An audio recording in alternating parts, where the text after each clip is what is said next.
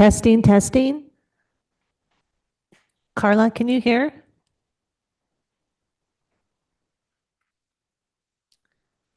Captain Thompson, can you verify that your sound is outputting?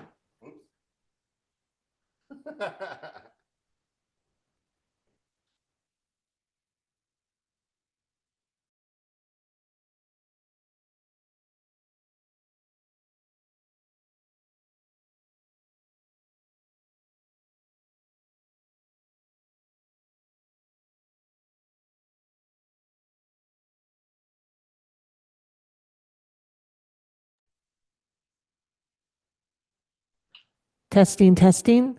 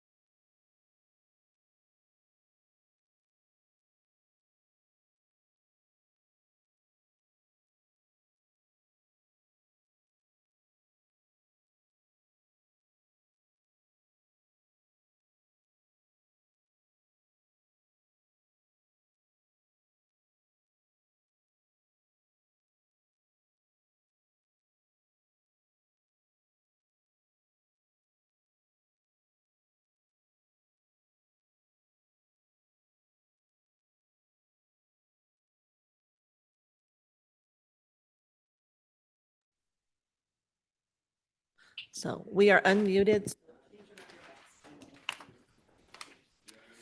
All right. Good morning, El Dorado County. Welcome to all of you who are joining us here in person. Today is Tuesday, March 3rd. I can't believe it's March already. It happened. I would like to invite Pastor Scott to join us and for the invocation. Good morning. Part of the prayer today, I'd like to lift up our servicemen and women who we've lost some lives recently here, but I'd like to be thinking about our military and armed forces and the conflict that's going on over in the Middle East right now. So if that's all right, I'd like to include that today. Okay, thank you. Please join me in prayer. Lord, we lift up our servicemen and women. We lift up the families for those people too, and the freedoms that we get to have here. We're so thankful for them, but we ask for your protection and your guidance and your oversight over their lives while they are caring, while they are bringing about different forms of justice and trying to bring peace to a region and stability. Lord, we pray that you would guide and lead there. And we also ask for the families that have been impacted by this, who have lost their loved ones, that you would be with them, that you would bring comfort and peace to them, that you would be the strong shoulder that they get to cry upon in the midst of navigating these challenges and what life looks like going forward. And while we ask for your spirit of peace there, we ask for your peace to come upon us today here too, within our Board of Supervisors meeting today. So not only for the board here, but for all of us sitting in the audience and all of us who are going to engage in topics that we care about and we're passionate about. We pray that sense of peace would be with us as we are navigating these topics and can trust in you and your guidance, in your direction, and how it is that you're leading us. We pray for your ongoing blessing of El Dorado County and all that you've given us and all the people who live here. Thank you for this time and this day. It's in your powerful name that we get to pray. Amen. Amen. Thank you. Thank you, Pastor. Supervisor Parlin, will you lead us in the pledge? Everybody please stand.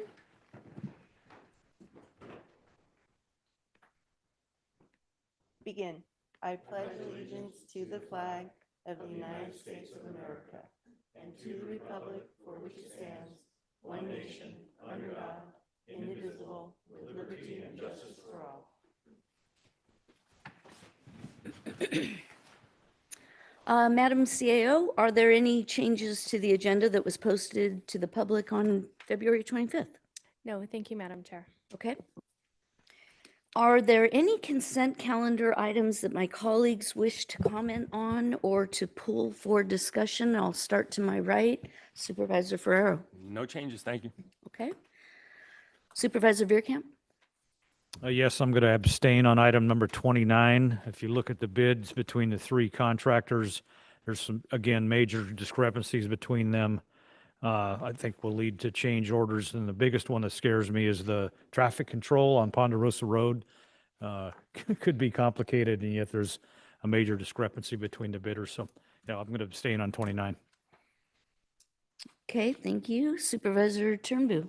Yeah, I want to just make a couple comments on 13 and also item number 18. 13 and 18 comments. You don't want to pull those? No, I just want, wanna make well, a 18, comment? I want some, I want to pull it. I want some clarification. Okay, Okay. so you're going to pull Yeah. 18.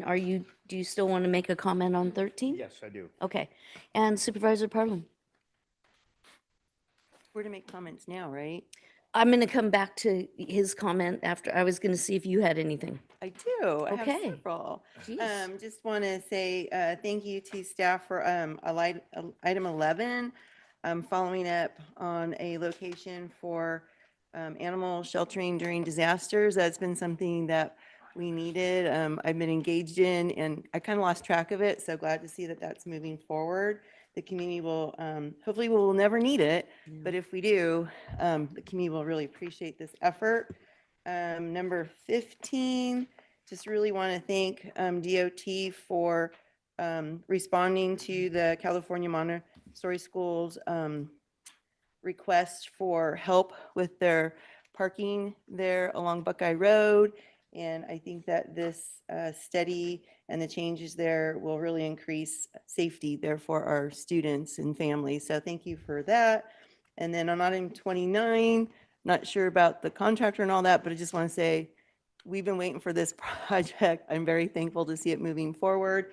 And my understanding is that DOT will not start that project until the day that school is out. And I believe the day that school is out is when they will start it so that it will be done before the day that school starts again. That was my understanding because they do not want to do these projects during school time. So, but that's another much needed safety project that I'm really glad to see. Thank you, Supervisor Parlin. I'm going to come back to Supervisor Turnbull, please, for your comments on item number 13. Yeah, I just want to thank everybody in staff and DOT. This has been a long time coming, so I'm really excited about White Rock Road widening. So I got it right? So anyway, I want to just kudos. We're moving forward. It's been a long time. It really has, and I hope that we can get this done in a few years. So thank you for that. Okay, and I have no changes, so we'll go ahead and take public comment now on all matters on the consent calendar, including closed session items and including items that may have been pulled. So item number 18 that Mr. Turnbull has pulled. So specifically closed session items 1 through 4 and consent items 5 through 24 and item 29 that was added. Ms. Dawson? Each speaker will have 3 minutes to address the board. A timer will alert you when 30 seconds remain and again when your time has ended. We will begin with comments from individuals present in the boardroom, followed by those participating via Zoom. If you're joining via Zoom, please ensure you unmute yourself when called upon. If you're joining by phone, press *9 to raise your hand. If you're on Zoom, use the raise hand feature to indicate your interest in speaking. We ask that you voluntarily state your name for the record before beginning your comments. Are there any members of the public that are present in the room that would like to address the board on consent and closed session items? Okay, seeing none, may we go online, please? Now taking public comment from online participants. Now taking public comment from 525.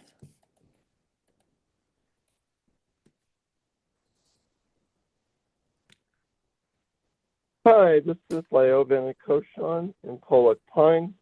I'd like to comment on closed session items 3 and 4. 3 is the Chief Administrative Office. We've been turning over that a little bit too frequently, and I think it would be helpful if at some point the board would share its criteria and how you're going forward filling this important office. And then legal number 4 concerns a case with the El Dorado Hills Community Service District in the county. It's always a concern when 2 government entities are engaged in a legal dispute.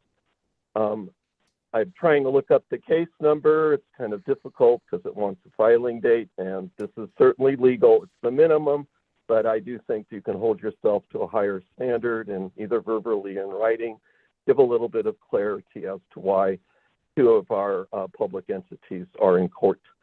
And then on the consent agenda, it's just a little point. It's item 8, which is extending lactation, which of course I all support. But in the commentary, it refers to it as a sunset extension. And in the actual text, it says that this is a review date of 2024, and it's going to be extended 4 years. In my understanding, review dates aren't sunsets, and I'm hoping you could clarify that you're never even thinking of sunsetting the lactation break for employees. Thank you for taking my comment. Thank you. Now taking public comment from Linda Campbell. Morning, everyone. Linda Campbell, El Dorado Hills. So this is on consent item 29. So the bid sheet is there, but part of the consent item is also to approve the signing of the contract. And there's no contract listed. So I know Supervisor Parlin seemed to highlight that she thinks the dates it's going to happen, but I would think the contract would be on there. So I'm just curious what's going to be signed. And what the agreement is with the person that won the bid. Thank you. Thank you. There's no additional public comment. All right, then I will bring this back to the board for action. Ms. Dawson, do you want to read the action, please? Approval of the consent calendar with the following changes. pull item 18. Supervisor Verkamp will abstain from item number 29. All right, thank you. Is there a motion or further discussion? I'll move. Second. Thank you. There's a motion and a second. Is there any discussion on the motion? Okay, seeing none. All those in favor say aye. Aye. Any opposed? Okay, thank you. Motion passes 5-0. Thank you. We will now take public comment on all other agenda items with the exception of the 2 public hearings that are scheduled for this afternoon. We will take public comment on the hearings in the afternoon. So specifically, we're asking for public comments on item number 25 or item number 26. Ms. Dawson? We are now taking public comment specifically on items 25 and 26. Each speaker will have 3 minutes to address the board. A timer will alert you when 30 seconds remain and again when your time has ended. We will begin with comments from individuals present in the boardroom, followed by those participating via Zoom. If you're joining via Zoom, please ensure you unmute yourself when called upon. If you're joining by phone, press *9 to raise your hand. If you're on Zoom, use the raise hand feature to indicate your interest in speaking. We ask that you voluntarily state your name for the record before beginning your comments. Are there members of the public in the room that would like to address the board on either department matter number 25 or 26?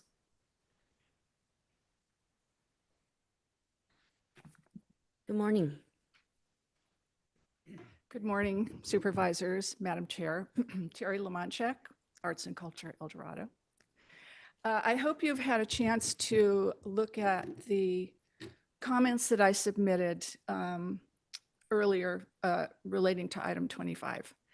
And in that statement, I talked about the impact of the funding cuts to our organization specifically. But this morning, I'd like to just take a 30,000-foot view and ask you to consider the impacts on the community and in fact the whole county. Culture and arts have an enormous impact on education, civic engagement, community wellness, and many other aspects that affect the quality of life here in El Dorado County, which I know we all value so highly.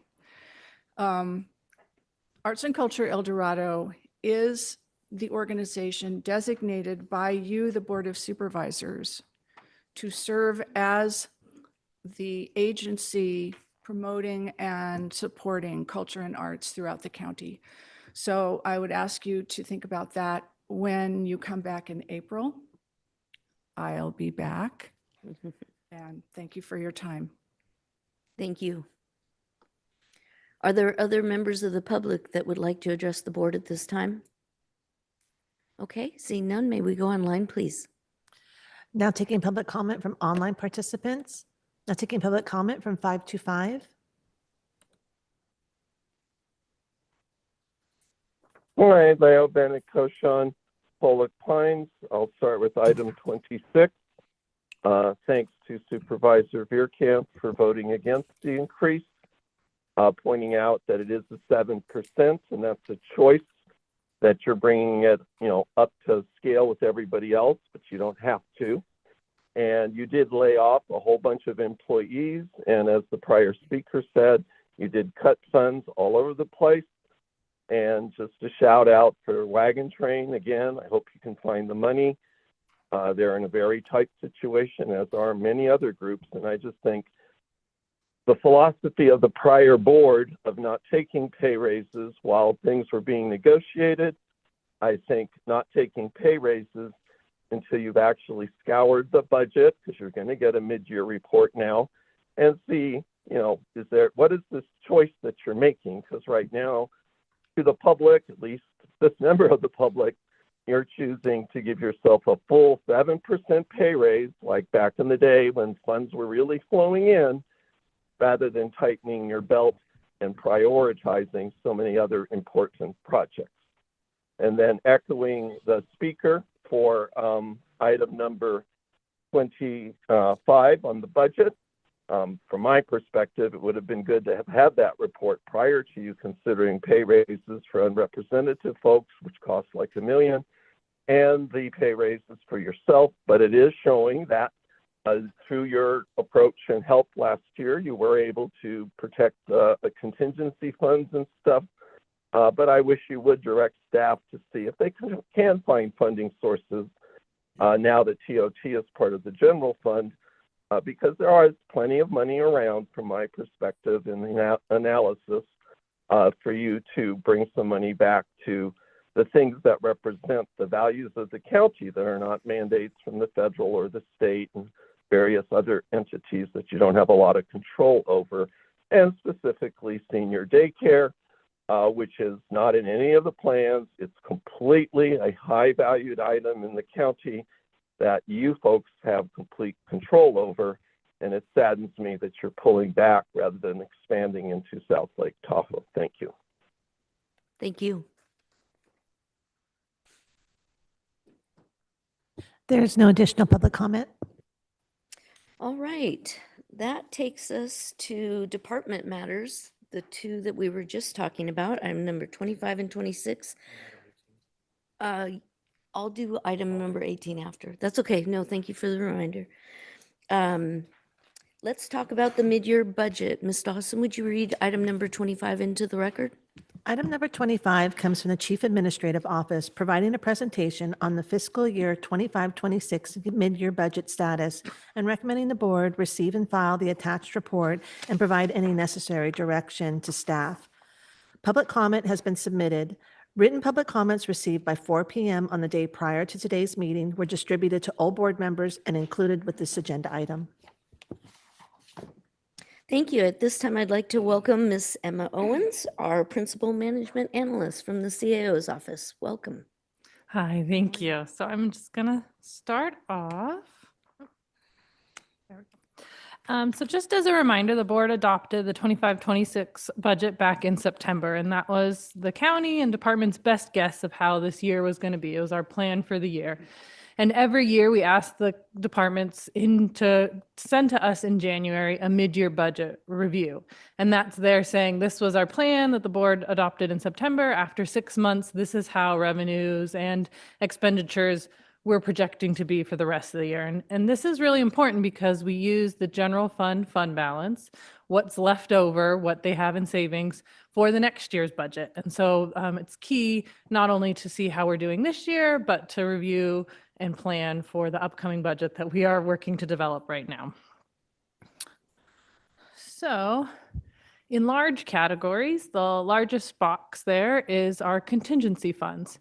So in the current year budget, we have 8.15 million budgeted for contingency. We are projecting right now not to have to use any of that, which will be key because that in this year's budget represents 3% of adjusted general fund appropriations, the board's goal, policy goal for contingency, and we'll have to rebudget that full amount next year to meet the goal, the board policy goal next year. So all of that money will need to be rebudgeted. Then we have department savings of 3.2 million. That's primarily related to salary and benefits savings. And this is something we really conservatively do in mid-year. Say I had a vacancy come up in one of our divisions right before I'm submitting this thing. I'm gonna plan for the best case scenario that, oh, I'm gonna fill this vacancy in a month. And so you're only gonna project savings of a month for this thing. But in reality, it may take 2 or 3 months. So right now at mid-year, conservative projection for department savings is 3.2 million for pure, savings that can be re-budgeted next year. Looking at carryover, there's about 2.6 million in things that are budgeted in the current year. We're going to need to re-budget those expenses in the next year. Primarily, those are expenses for grant matches that we're holding for OOPR grants, transportation, broadband, and HMGP projects, and the 4 Bay Park project. And then there's a couple little fixed assets where departments were hoping that the dog box and animal services is going to be delivered this year, but really we have to rebudget it because it's not going to be delivered till next year. And then lastly, we have 1.9 million, really 2 million in excess general revenues. This is primarily supplemental and unsecured property tax, garbage franchise fees, and assessment and tax collection fee receipts that are coming in higher than we anticipated when we developed the budget back in August. We also have about $400,000 in sales and use tax receipts. We had a really bad first quarter, so July through September in the prior year, and I'm happy to say that we did recover a little in that first quarter, so we're projecting things to be a little better. And again, there's kind of a delay in sales and use tax because the state takes the money and then they send it to us 2 months late. So we only have a limited amount of data so far, but we're hoping things will be not a decrease this year and a little better than we were hoping. And lastly, the federal government signed an appropriations bill in January that gave us our final amount for PILT revenue. So we're also projecting $250,000 more in PILT revenue. When we developed the budget, we only knew the total amount that was allocated towards PILT, and it was lower than prior years, so we had decreased that revenue. But we're happy to say that it's looking right now, and based on that bill, that we're going to get the same as prior years for PILT revenue. So that's how we got all of that $2 million in excess general revenue. So for some context, when we look at last year, which is the darker blue, compared to the lighter blue for this year, department savings are 43% less than they were in last year's mid-year report. And as a reminder, when we kind of tighten and restrict growth in general fund departments and in their net county costs, we should anticipate less savings from those departments to be able to carry over next year. So this is the natural result of sort of restricting general fund growth in departments' net county costs. Carryover to next year is decreasing 31%, and that's primarily related to some large projects that we were holding funding for future years, mainly the Headworks project that was ARPA funding. We had some general fund savings due to reporting things, and so that one is not as, that's a natural decrease because we were holding money for future projects. And then general revenues are the exact same as what we were projecting last year, and contingency is just a little bit higher because we needed a little bit more to meet that 3% goal this year. So those are the big differences. As we kind of outlined in the memo, this year's mid-year projection and the budget we're developing for next year has some factors that are making it a little harder to predict than prior years. All these factors we listed here on this slide. Looking over at expenditure increases first, we're still seeing increases in utilities, health insurance, it's 13% this year increasing, and increases in salaries and contracted services. It's becoming harder and harder for departments to sort of absorb these increases that they have no control over while we're asking them to really constrain their growth in net county costs. So that's a struggle that we're having in developing next year's budget, and it's being noted quite a lot in the mid-year report here as well. Even more challenging is there's a lot of state and federal funding and policy changes that we're seeing that's making it harder to predict things not only for this year, but also things as we're developing next year's budget. To kind of counteract this, our office and all departments are really leaning into our associations and our kind of peer groups to see, how are you going to implement and I'm projecting the impacts of HR 1 or the impacts of this change. And so we're really trying to present the best information we can to you as the board and really develop the best budget we can. But these policy changes are happening pretty quickly. And so we're doing the best we can. It is great to connect more with these associations and policy groups to hear that, everyone kind of develops their budget this way or projects this revenue this way. And so it is a benefit that we're leaning into those things. And if we do hear anything that significantly will change things, maybe have a large general fund impact or a service impact, we'll return to the board.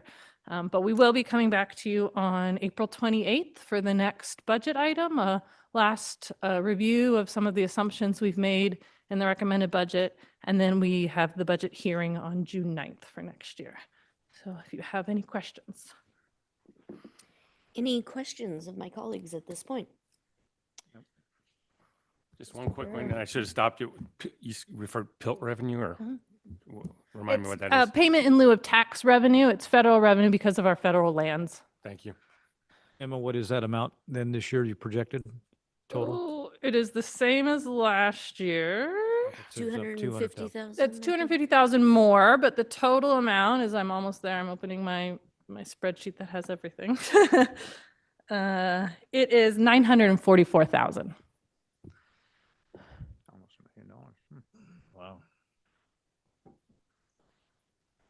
Other questions at this time? My colleagues, anybody? Thanks. No? No?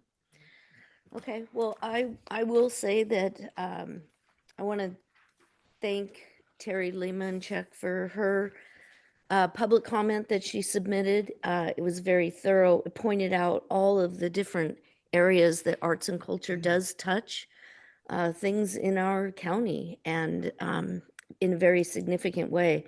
And I had a problem when we did the budget in the beginning, just kind of wiping out people's expectations of the monies that we have provided historically, and the wagon train being another one. For decades, we've been doing this, and we just cut them, pulled the rug out from underneath some of these groups. And I would really like my colleagues to consider revisiting that in April, when we come back and do those. We look at where our revenues are at and we project our budget for next year. I think we've done a disservice to a couple groups that I'd like to have us revisit that. So we will organically or not, but it'll come up in the budget and we'll think about it at that point. But yeah, I voted against it in the beginning. I didn't disagree that on the philosophy that we fund our county first. But I think that just to take people from a subsidy to zero without really any warning was not good on our part. So I just mentioned that.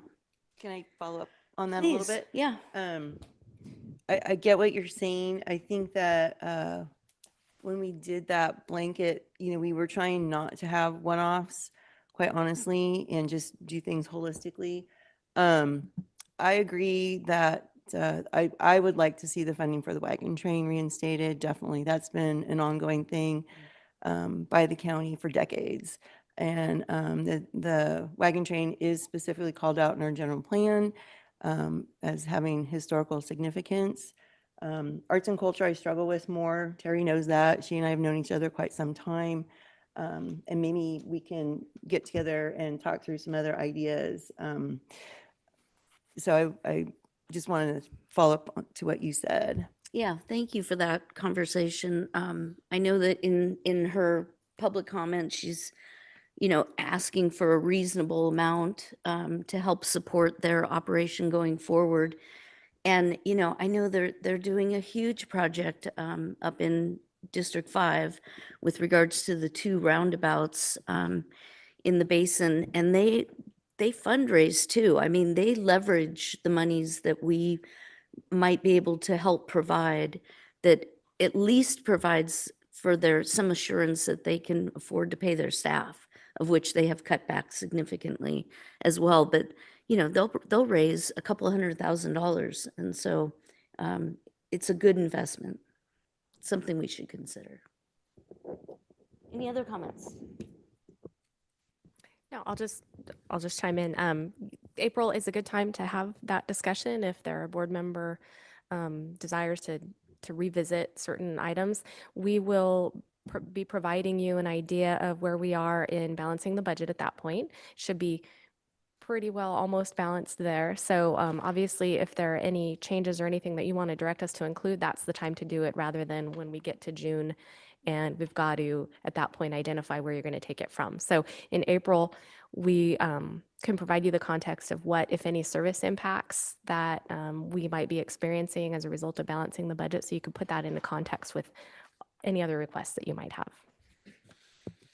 Well, and then just a follow-up question on that, because your comment is that we would give direction as to where to find the money. I mean, that's the hardest part for me as a board member. I don't know about my colleagues, but I don't know where to find the money. I wish I knew where to find the money. I think staff is key to being able to identify those pots. But, when we talk about $2 million in excess general revenues, 400,000 in unanticipated sales tax, to where we are today, I know that can change.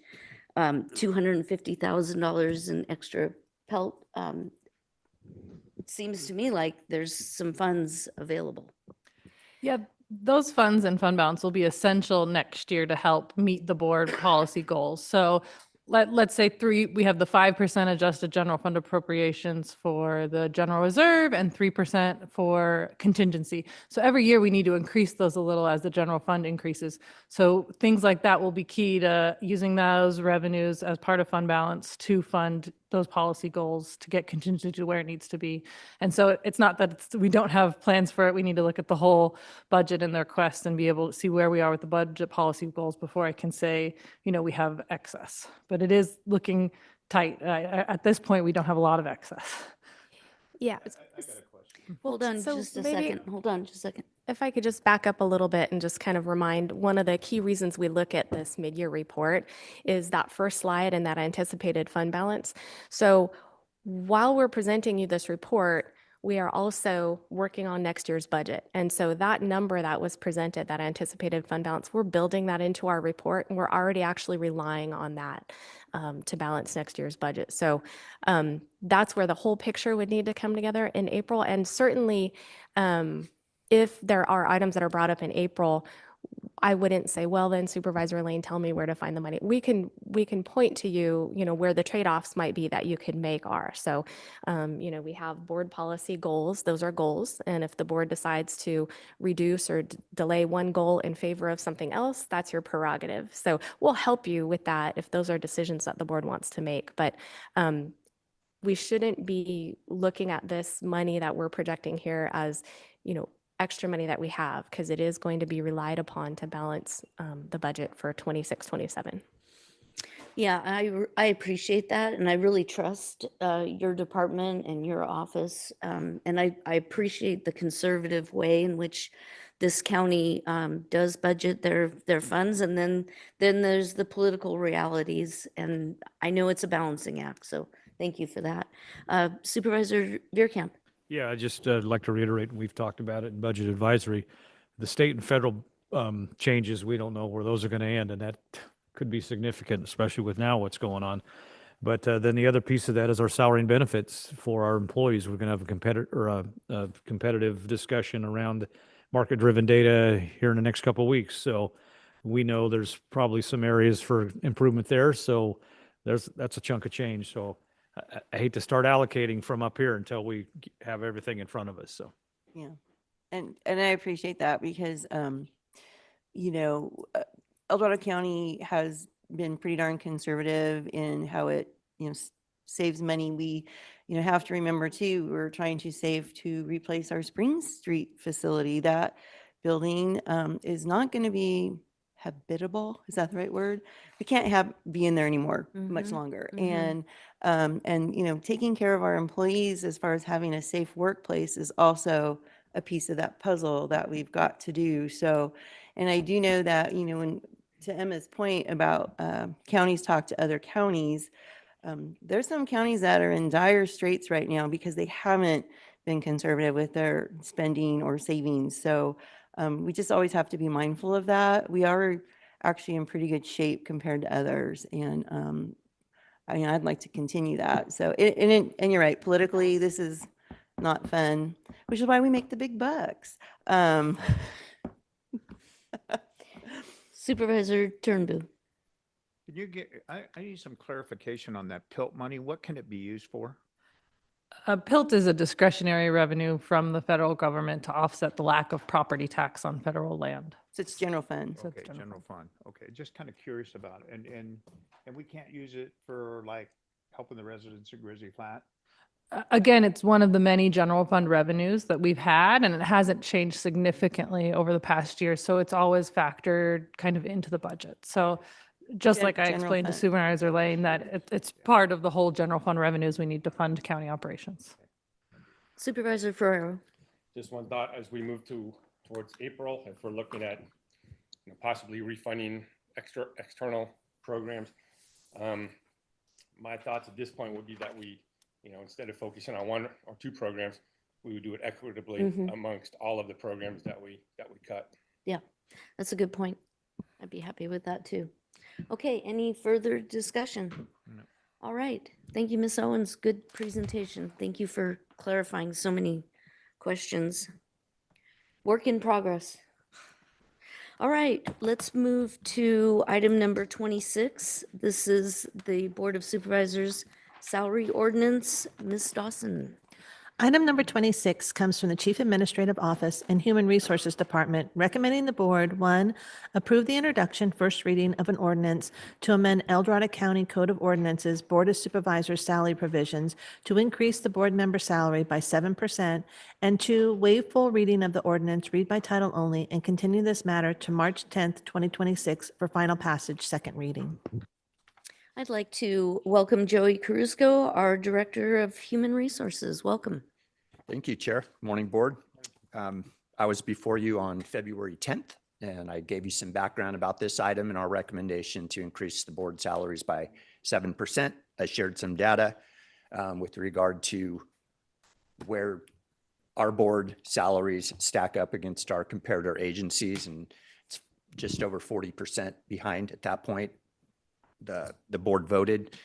So this is the first reading of the item to change the county ordinance to increase the board salary. I won't go and kind of repeat everything I said last time unless you need me to, but I can answer any questions that you might have. I will be back, by the way, for the second reading on next Tuesday, March 10th. So that's where we are now. All right, any questions of my colleagues at this time?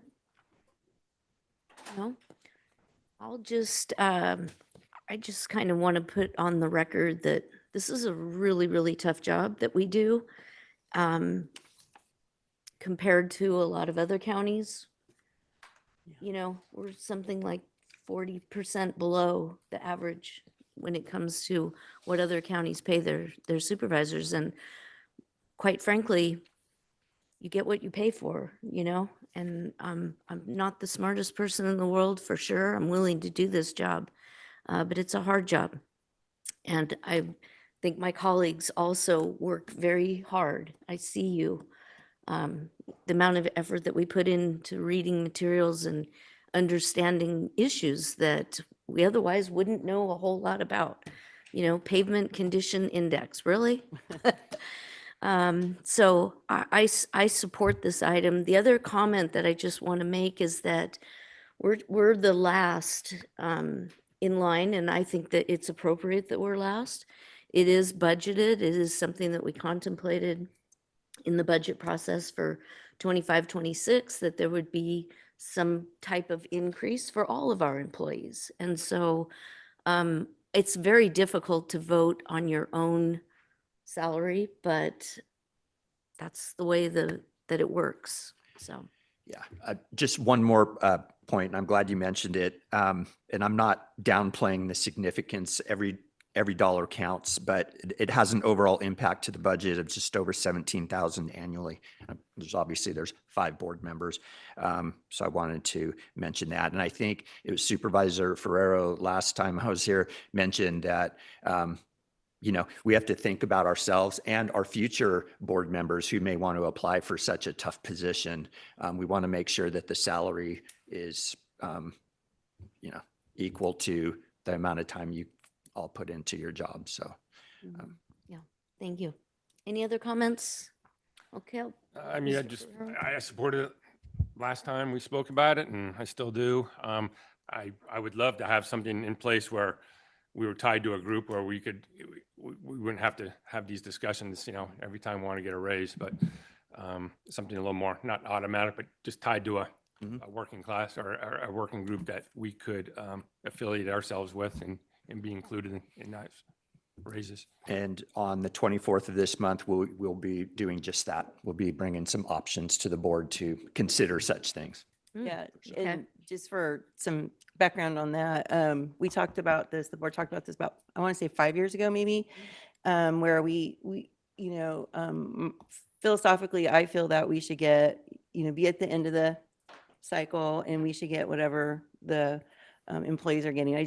To me, that makes sense. Right. There was talk about making it a little more automated and tying us to a judge's salary, which I felt was too far removed from the county. And I was like, I don't want to be see the Board of Supervisors tied to a judge's salary. But yeah, it would be nice if we could somehow make it so that whatever our bargaining units are getting as a percentage, the board just follows that. And so there's no big discussion. But I do believe, regardless of how the number is set, we do have to vote on it. Is that correct? Just like we vote on everybody else's county council?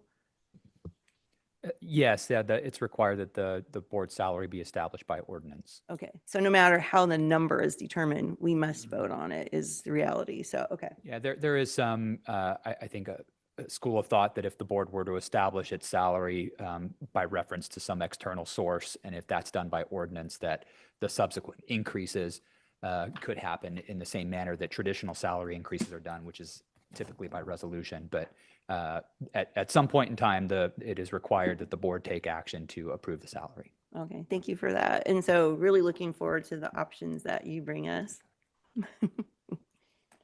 All right, any other questions, Mr. Carusco, at this time? Okay, then I'll bring it back to the board for a motion action. I'll move the item. I'll second it. Okay, there's a motion and a second. Any further discussion on the motion? No, seeing none. All those in favor say aye. Aye. Any opposed? No, no disrespect to my fellow colleagues. No. Motion passes 4-1 with Supervisor Veerkamp registering a no vote. All right. Let's move to item number 18, which Supervisor Turnbull pulled. Would you please read that item into the record, Ms. Dawson? Item number 18 comes from Planning and Building Department, Planning Division, submitting for approval for final map for Unit 8A of the East Ridge Village subdivision, recommending the board take the following actions. 1, approve the final map TM-F25-003 for East Ridge Village, Unit 8A, and 2, approve and authorize the chair to sign the agreement to make subdivision improvements. All right, thank you. Supervisor Turnbull, you pulled this item. Would you like to have a brief staff report first, or would you like to just go straight to questions? The thing is, I'm okay with the map, but there's some clarification that I want to get answered. And the biggest part of the problem is we had a problem with dust control last year on this particular project. We had a problem with blasting when a rock went all the way where they're blasting, all the way into Folsom, into their community center, and went right through the roof of the building. So I want to make sure that. No.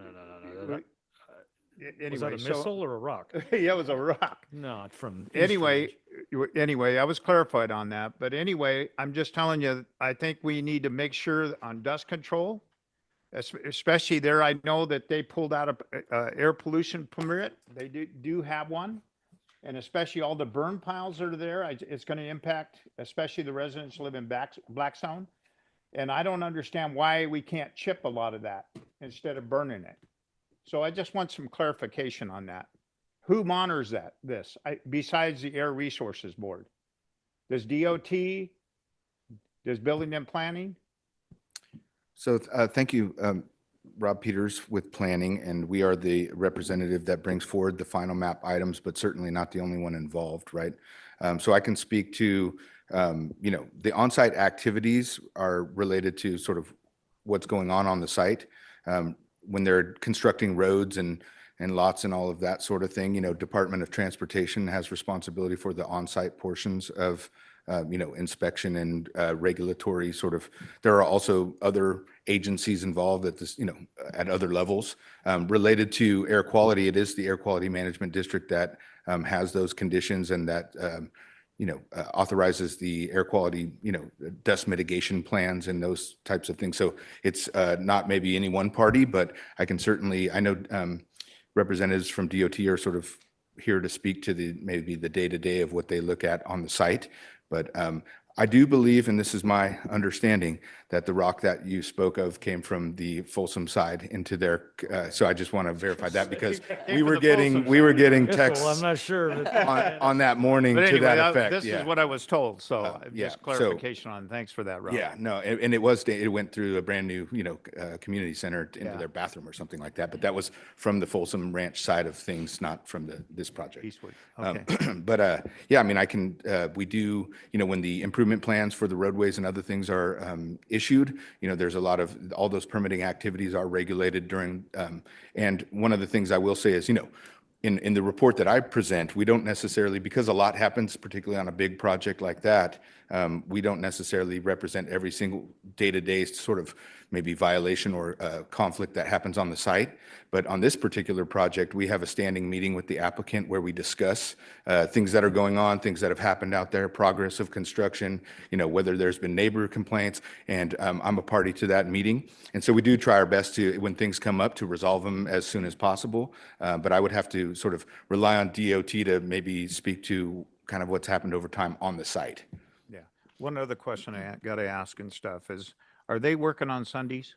Because I got a report from a couple of the constituents out there that I've talked to, because it's in my district, are complaining that they're working on Sunday. Isn't there an agreement they're not supposed to be? I was made aware of that comment, and there is a condition of approval number 25. It's a Department of Transportation condition that restricts work to Sundays.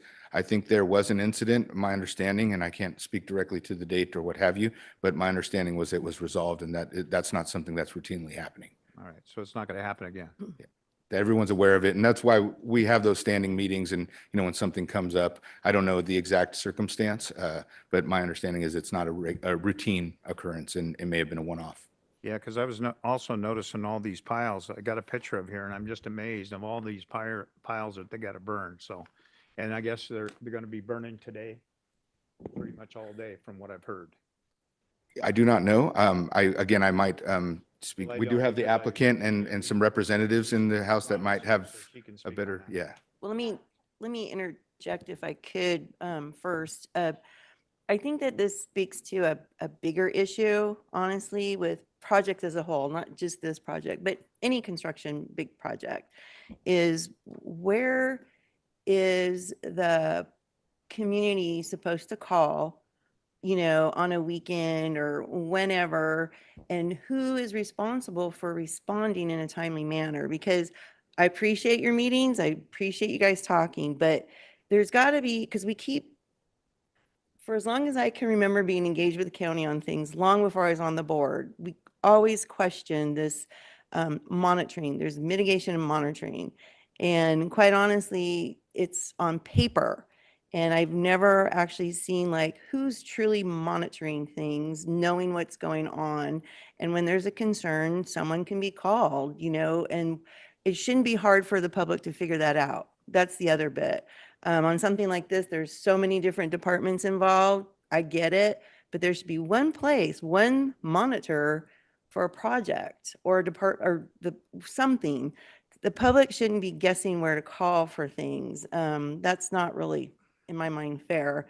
And saying that we have monitoring versus what we really have is debriefing. Do you know what I mean, Rob? Well, I guess I'm simplifying it. There is a lot of activities that happen on the site, and there are representatives that are, from DOT and others that are, assigned and are points of contact. I don't think, we've had lots of discussions about public comments on this particular project, and I don't know that they've had trouble finding individuals to reach out to. I might have to rely on some of my colleagues in DOT and other departments to discuss that. But I will say, a lot of the compliance and things, many of them are pre-construction type things, and then many of them continue on through the construction, and then there are some that are maintenance afterwards. So not all of them are happening at the same time. But I Right. would say that we are certainly, I would like to say that in my experience, and it may not, and we've discussed having for larger projects, a better, and I'm working on that, more public-facing informational, so they can see kind of status and where things are at and what's happening out there. And we're working on that based on the last discussion we had with the board on Unit 1 for East Ridge. But I would say that, it's not, while they're not on the site every day, I know that they do participate regularly. They are on the site frequently, and they might be closed every day during construction practices.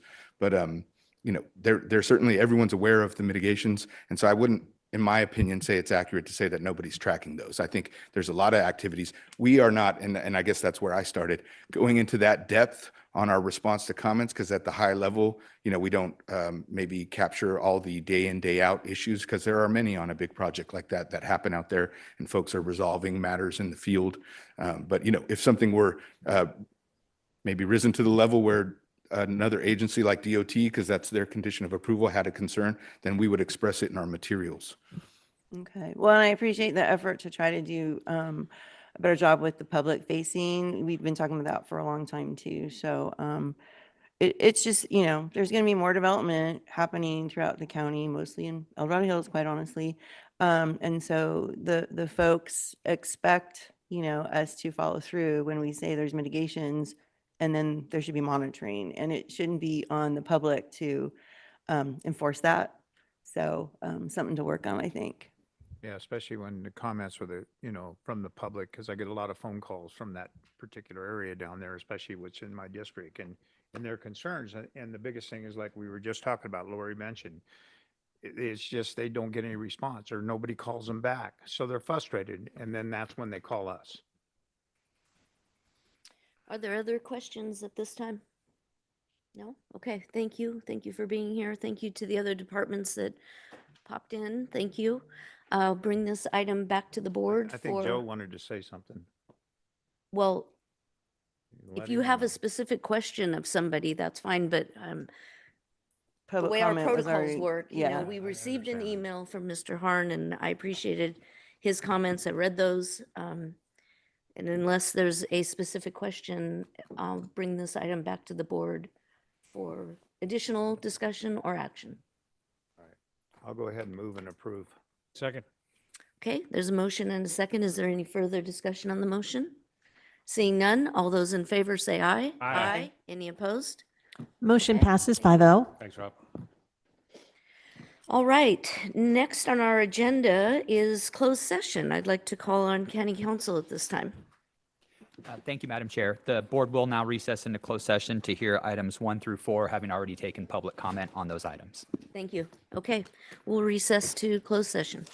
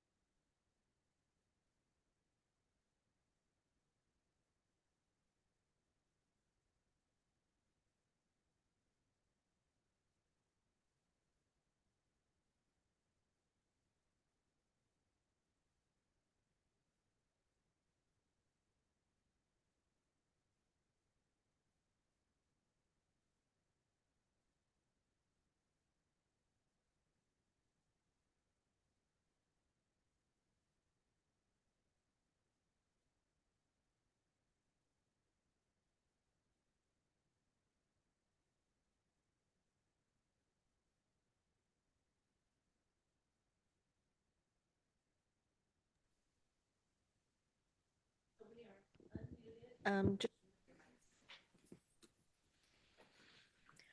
Okay, welcome back, El Dorado County, to our regularly scheduled meeting. We originally went into closed session at the conclusion of our morning agenda, so I would like to ask County Council if we have anything to report out. Thank you, Madam Chair. The board completed its closed session agenda, having heard items 1 through 4, and there's no action to report out. Okay, perfect. Thank you for that. We will go ahead and now take open forum comments. Open forum is a time to comment on any item that is not on today's agenda. Each speaker will have 3 minutes to express their comments. Ms. Dawson. We are now taking public comment specifically on open forum. Each speaker will have 3 minutes to address the board. A timer will alert you when 30 seconds remain, and again when your time has ended. We will begin with comments from individuals present in the boardroom, followed by those participating via Zoom. If you're joining via Zoom, please ensure that you unmute yourself when called upon. If you're joining by phone, press *9 to raise your hand. If you're on Zoom, use the raise hand feature to indicate your interest in speaking. We ask that you voluntarily state your name for the record before beginning your comments. Thank you. Are there any members of the public that would like to address the board? Non-agenda items, please come forward. Okay, thank you. Welcome. Hi, Caleb Armstrong, Nonprofit Construction Corporation. Let me get here. Okay, good afternoon, supervisors. My name is Caleb Armstrong, president of Nonprofit Construction Corporation. I'm here today to not argue over a single application, but to address a structural issue in how El Dorado County approaches CDGB funding. We submitted an application fully understanding that the county must be the lead applicant. Our MOU and supporting documents clearly identify the county in that role. That was not a misunderstanding on our part. We also fully understood that CDGB funded projects would require public process and competitive bidding. Nothing in our proposal attempted to bypass that. In fact, we stated that the proposal was conceptual and subject to required public procedures. The issue is not CDGB eligibility. The issue is process. Under federal, state CDGB guidelines, a 501c3 cannot apply independently. We must partner with a county government to access funds. However, El Dorado County does not have a structured annual RFP or RFQ process for nonprofit housing developers to participate in CDGB applications. That means there is effectively no transparent pathway for eligible nonprofits to partner with county, even though the program requires that partnership. CDGB funding has been available annually, including specific housing opportunities after the Caldor fire. Yet in 5 years, no properly structured housing application has been submitted to rebuilding Grizzly Flats. This is one of the most flexible funding tools available for disaster recovery and affordable housing. And without a public process, supervisors and the public are not given the opportunity to evaluate all potential structures of partnerships before internal department decisions are made. This isn't about one organization. It's about transparency, accountability, and ensuring that every eligible funding avenue is explored openly. An annual public CDGB consideration process, even simple structured RFP, would provide clarity to the staff, protect the county from scrutiny, allow supervisors to see all partnership options, and ensure nonprofits that meet federal guidelines are not structurally excluded. We all agree that rebuilding Grizzly Flats and expanding housing opportunity is important. I'm simply asking that the county create a clear, transparent, and annual process so CDGB funds can be evaluated properly and accessed in compliance with federal and state guidelines. So you'll have 3 sheets in front of you. One of them is affordable housing participation request form. On that form, it's an El Dorado County document. It states it is often necessary for affordable housing developers to request county participation to obtain grants or loans through HCD, HUD, and other sources. On that second document, you'll see our denial form. And in that, it states that our project met CDGB guidelines or was determined as a CDGB guidelines confirmation with CDGB representatives. The standard agreement was set out, needs to be set out for El Dorado County to be the lead applicant, and then direct funds to specific contractor without competition conflicts, federal procurement, and confliction interests. So it has to go through public bid process. It's that simple. Thank you. Thank you. Thank you, Caleb. Are there other members of the public that would like to address the board at this time? Okay, seeing none, may we go online, please? Now taking public comment from online participants. Now taking public comment from iPhone.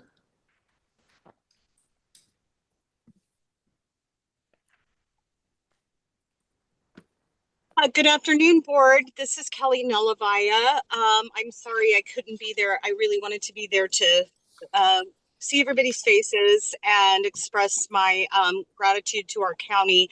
Unfortunately, my granddaughter broke her arm, so I'm on my way to pick up my other granddaughter from school.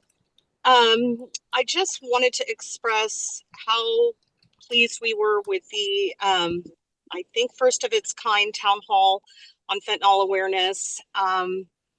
We just had a wonderful participation from Greg Ferraro, from the DA's office, the Tom McClintock's office, Joe Patterson's office.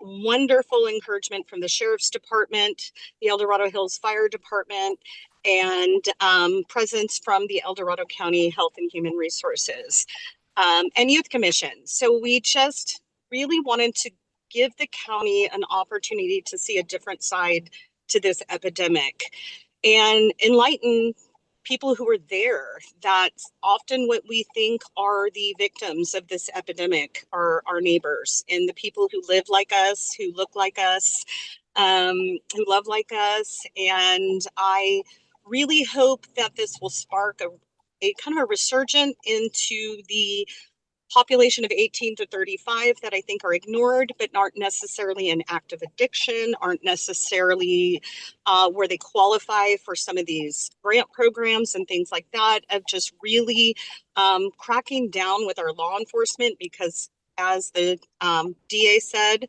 El Dorado County is building a chain fence, and it is not advisable to come into our county bringing drugs that are killing our citizens.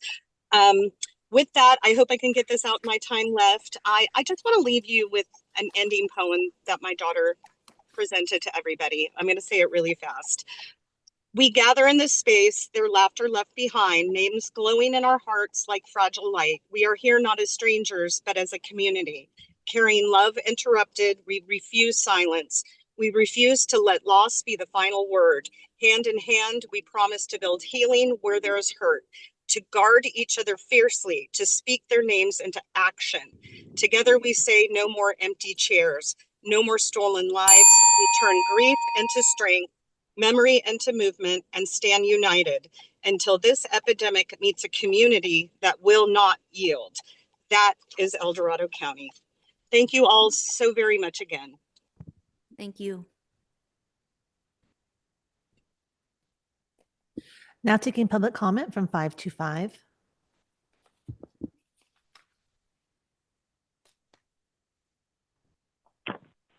Hi, Leo Bennett, Koshan, Pollock Pines. Echoing Kelly's comments, it was great seeing everybody there. One thing I had not been aware of is that part of this at risk in terms of youth are the very youth that are probably on the commission and whatnot, high achieving youth who unfortunately will utilize stimulants and other things, which then can be a gateway.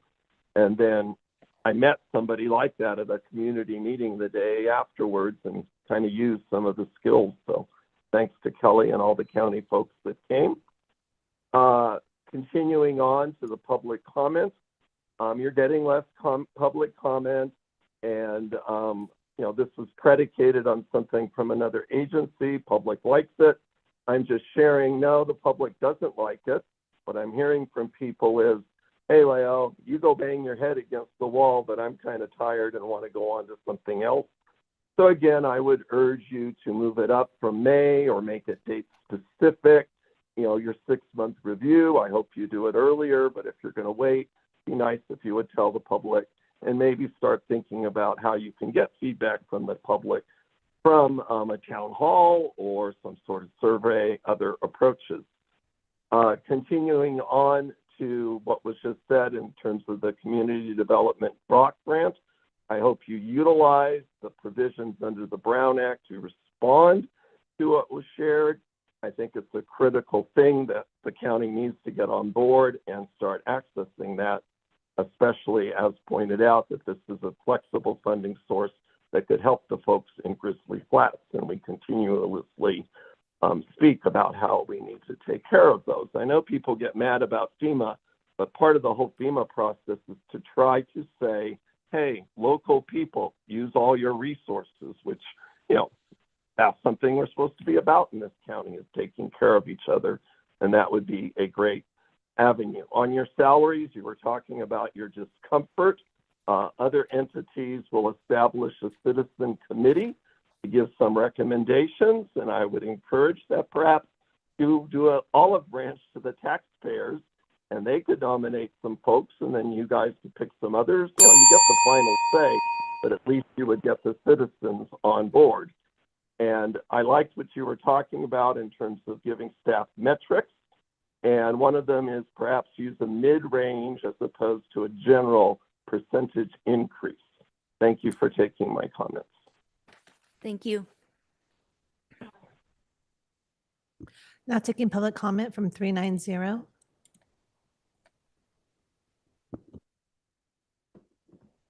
Good afternoon, Board. Live from South Lake Tahoe to Camp Greenwood. I mirror the comments made by Kelly on and other speakers on the fentanyl awareness. I was unable to attend. I apologize, but this is something that really needs to be brought to light. And as always, why not a 1 mile radius noticing for projects that involve WTFs or wireless telecommunication facilities? Remember, the industry tells us that it's that vital 1 mile radius of that facility that is really going to get that great service. So those people should know whether or not it's coming their way and be able to participate in the public planning process. Also, just notice in general, early notice, like the agencies get when we have a project versus the 30 to 60 days before the hearing type of notice that they actually get, which makes people get all frenzied and not involved, but they get involved. Whereas if they were involved in the early distribution of projects, and we were very transparent to the citizenry, we could have better projects all around. But when we get stuff that feels like it was done in secret, because really there's an application process within 30 days, they got to deem it complete, and then they take it from there, and staff works on it, and the public has no idea that project is there unless they're checking up on a very user-hostile website.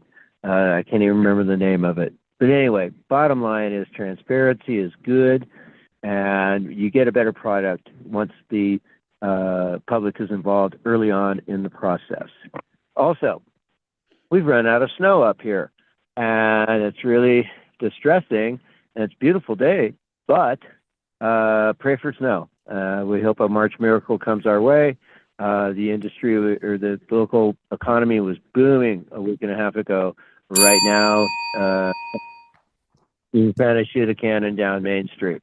But anyway, thank you very much, and we will check you out on the flip side. Thank you. Now taking public comment from Dean Getz.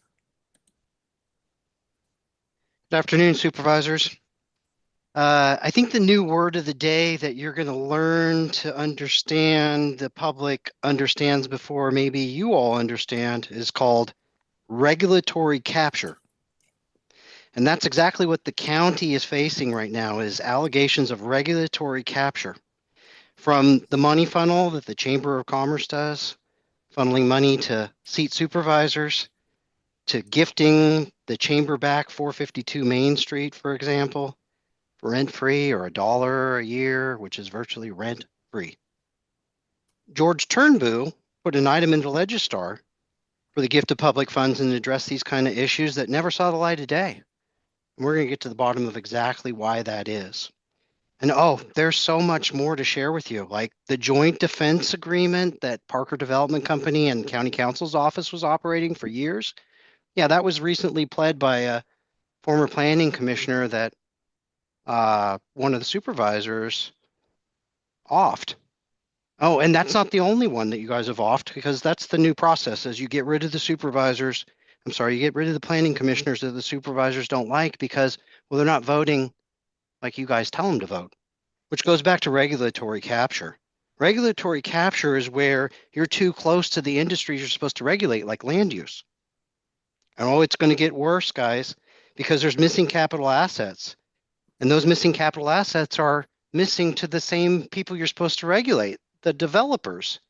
And there's a whole documented trail. In fact, Joe Harn came in with an agenda item on the K12 trail, and he told you he's going to do a better job. We need to do a better job with all the other missing capital assets that meet the exact same parameters the K12 trail met before you guys addressed it as an agenda item and didn't really fix it, but at least addressed it.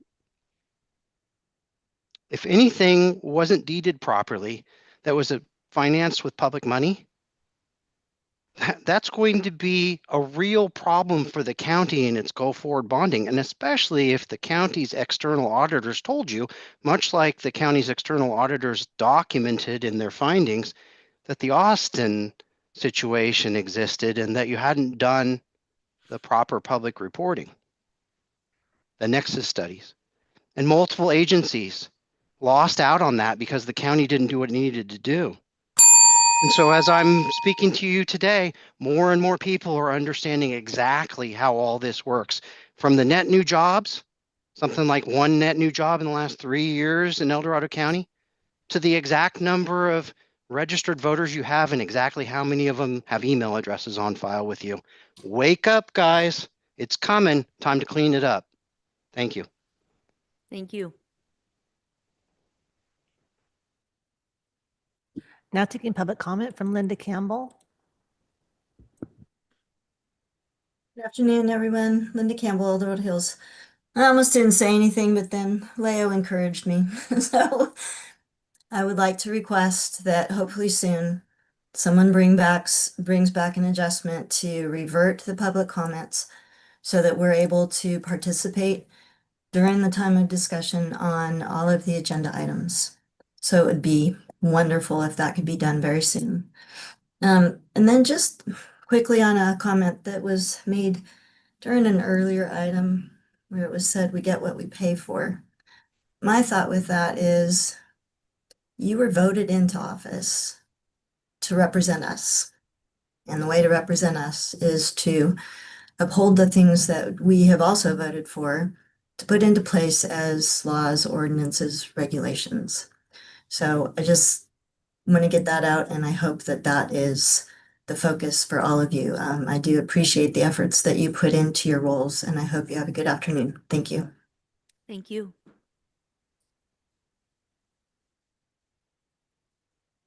There is no additional public comment. Okay, we'll go ahead and close public comment and move on to our 1 p.m. time allocation. This is a public hearing, item number 27. So we'll go ahead and open the public hearing and ask the clerk of the board to read the item into the record. Item number 27 is a hearing from Planning and Building Department, Planning Division, Long Range Planning Unit, recommending the board consider adoption of the proposed Shingle Springs design standards and guidelines, and staff recommending the board take the following actions as recommended by the Planning Commission on December 11, 2025. 1, adopt the addendum to the County 2015 Targeted General Plan Amendment and Zoning Ordinance Update Final Environmental Impact Report. 2, authorize the chair to sign a resolution to adopt the Shingle Springs design standard and guidelines.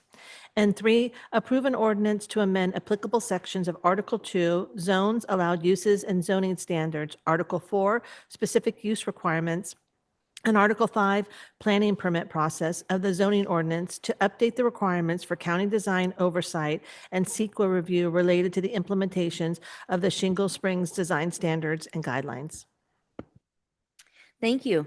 At this time, I'd like to welcome our Planning and Building Department, and specifically our Long Range Planning Manager, Ms. Graybill, and Senior Planner, Mr. Purcell. Welcome. Well, thank you. Before staff begins the formal presentation, we felt that we give an opportunity if Supervisor Parley would like to share a few words about the project, since she's been involved with this particular community's design standards for more than a decade. Overruled. I know, Not just right? kidding. So I will let you guys know, because to me, this is very exciting. It really is. I asked Kim to give me a timer because I could talk about design standards for hours and you don't want me to do that. So Kim, please give me a timer, because I didn't prepare a statement. 3 minutes is all you get. That's all I get. That's all I need. I don't know how many of you remember, this has been going on so long, but I used to come all the time, be there at that microphone.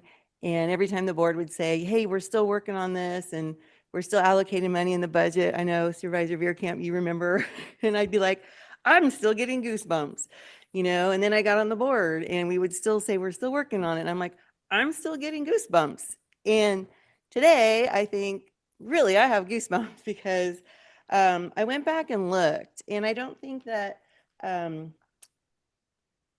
this was directed by the Board of Supervisors to start this effort back in 2011 as part of, I did an AI though, guys. I was tired last night, so I did an AI to help me find all of it. But yeah, 2011 is when the board started this effort with part of the TGPA ZOU and all of that.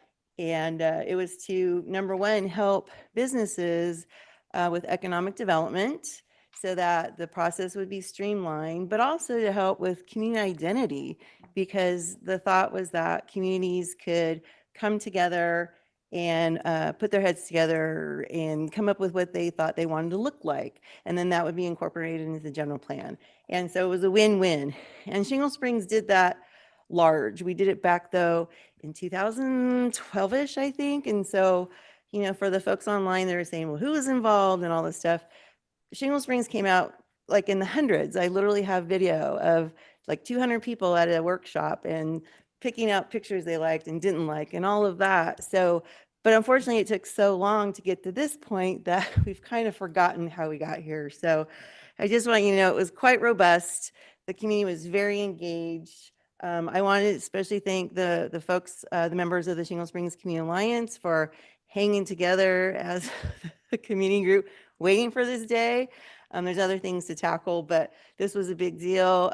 Thank you. I'm going to say, Tom, your enthusiasm for this project has been a game changer, and I cannot thank you enough. And then Thea, you're just always knowing what's in my brain and interpreting it for everybody else. I love that about you guys as a team. So I just want to say thank you. And I'm hoping that this was well done enough that, because this was the first one, the guinea pig per se, that it helped you guys formulate how to go about with the other communities, which I think we've already seen started. So anyway, see, I did it. I can do 3 minutes too. So anyway, thank you for the opportunity. Well said. You're welcome. So before I begin, again, I'm Tom Purcell with Long Range Planning, and again, Thea Graybill, Long Range Planning Manager, to present the item.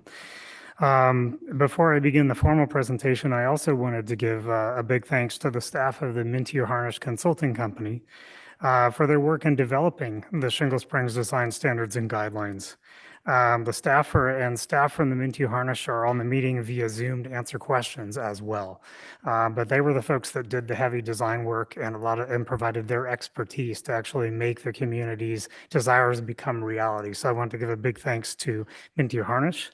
I also wanted to acknowledge the hard work, as Supervisor Parlin did, by many community members and county staff over the past several years who provided valuable feedback that went into these standards. So again, thank you.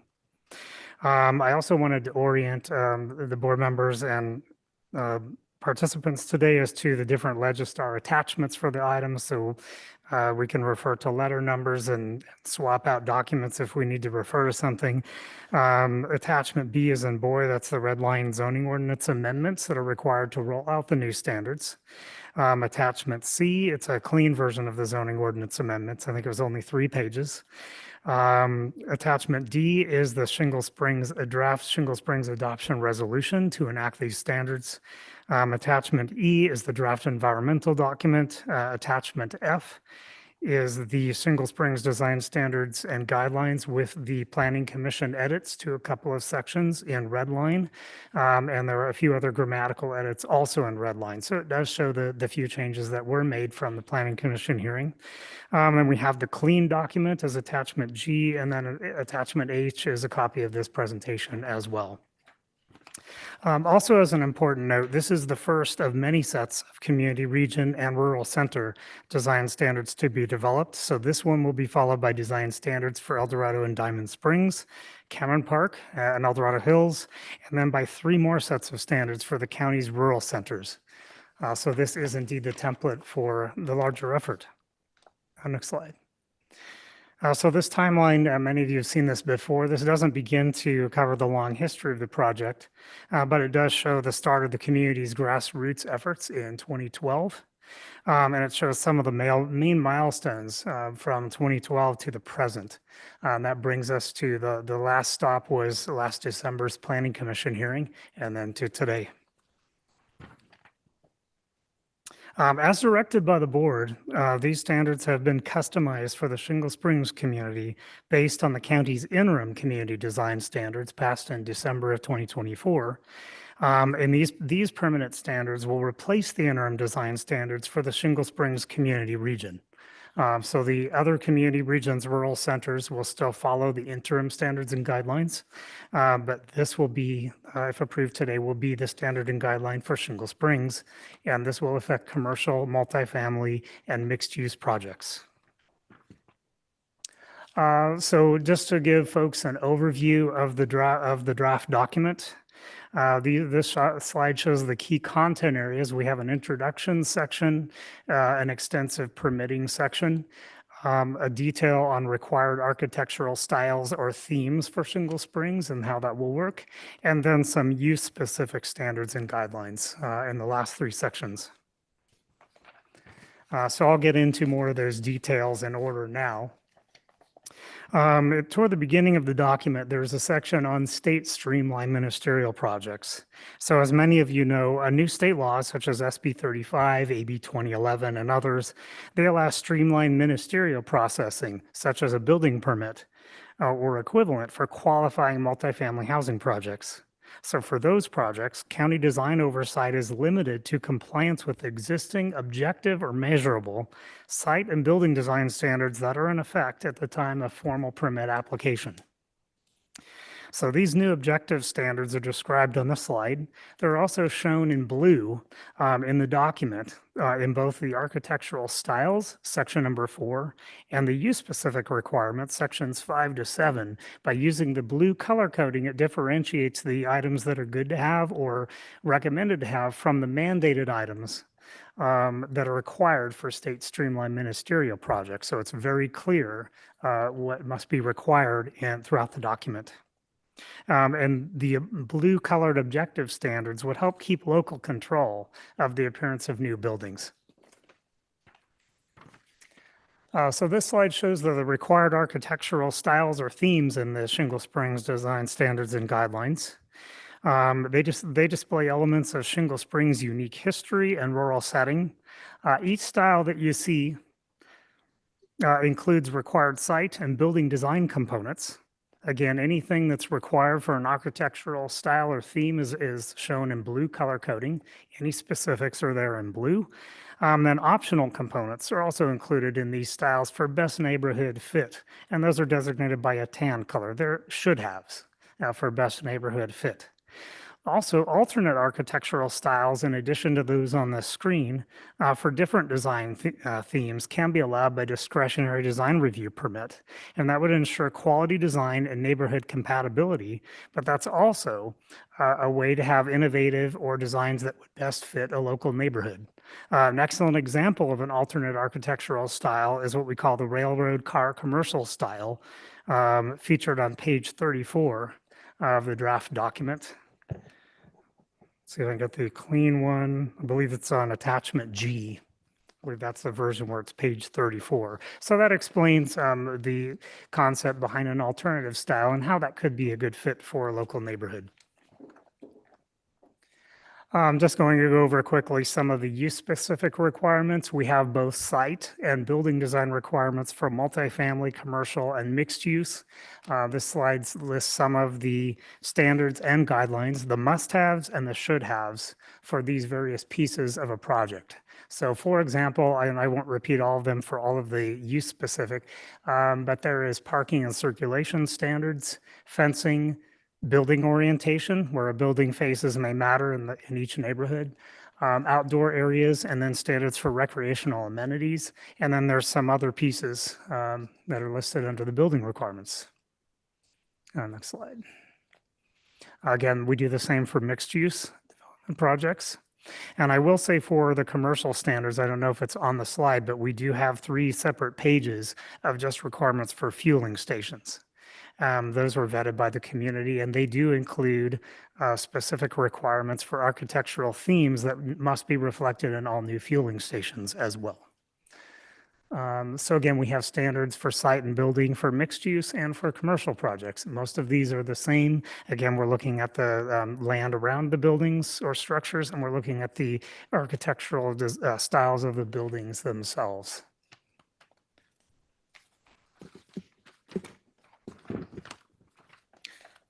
I wanted to spend a little more time on this revised figure 3. The Planning Commission unanimously recommended approval of the design standards and guidelines as presented. They did recommend revisions be made to this figure 3, determining project type, which actually goes over the detailed permit processing for each qualifying project. And the Planning Commission also recommended we include language to define ministerial, and then emphasize that all ministerial reviews, such as building or grading permits, must comply with all county ordinances. So this chart, I'll go over in detail, provides a detailed flow of the permit process, and it explains the steps to the ministerial review that happen as part of every submittal to the county. So if I'll point at one screen, I'll see if we can track the other ones. Yeah, I'm not. It's a laser. There we go. There we are. So it really isn't really visible on my laser pointer, but a submittal is basically these are the process steps that an applicant would need to follow with the Shingle Springs standards and guidelines. So the first step is to determine whether, of course, it's a multifamily mixed use or commercial project. The next step is to determine if a project meets the state criteria for streamlined ministerial processing. And there is an exhaustive list of state requirements outside of the county: transit proximity, affordability, certain concepts of design, a base environmental review checklist, a lot of things that have to go into that outside of the county. If a project qualifies for state streamlined ministerial processing, we'll go on the left branch first. Then the document is tested to see if it's consistent with all of the blue objective standards in the document. So all the mandates must be met. If it is, it can go toward building permit submittal and then go through that process. If not, if there's even one portion of a project that attempts to qualify for state streamlining, but it is found that the project does not, then applicants are still allowed to go through, move that project forward, but it requires a discretionary design review permit, similar to projects that are not state streamlined. So that's the streamlined side. If we go back up to the top, it's not picking up on it.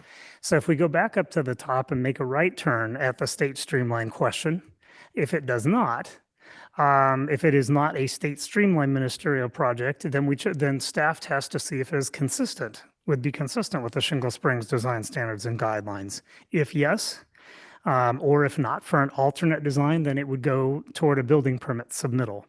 If it is not consistent, or if it is for an alternate design that is not consistent with the Shingle Springs design standards and guidelines, then it would go through the discretionary design review process. And that's as it's shown in our current ordinance. That wouldn't be changing.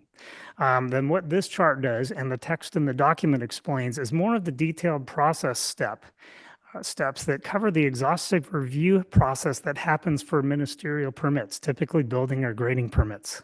I did this kind of work for more than 10 years at the front counter, and this type of work involves intaking a building permit and then submitting it not only to county staff, but to all required outside agencies and organizations that must check for consistency with local laws, policies, and ordinances. So that would include distribution to a fire district, that would include distribution to our water districts, that would include distribution to our building division. That is the standard process for all ministerial permits.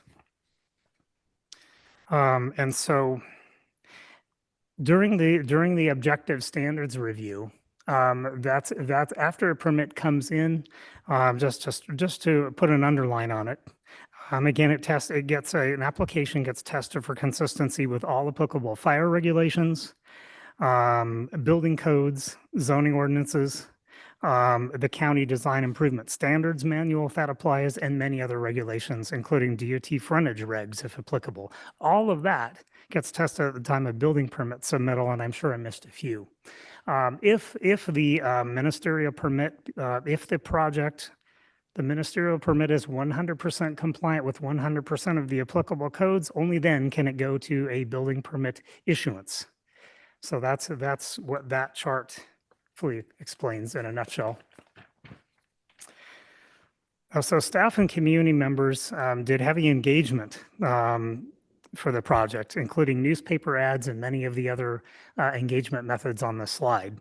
And that would include social media posts, newspaper ads, meeting flyers, frequent webpage updates, county email subscriber notices, community email lists, outreach to other applicable county divisions and departments, including the El Dorado County Fire Protection District and others, as part of the overall project. And let's say we've also had standard public notices for board and planning commissions, which are by law and posted as well in public papers.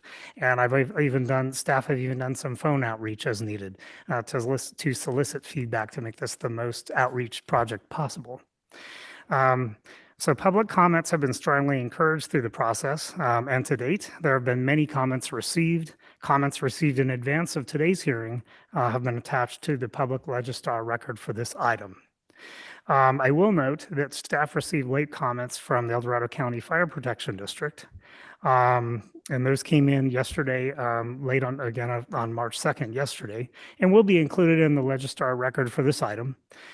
Based on staff's review of district comments, staff recommends the board incorporate additional recommended edits into the final approved document.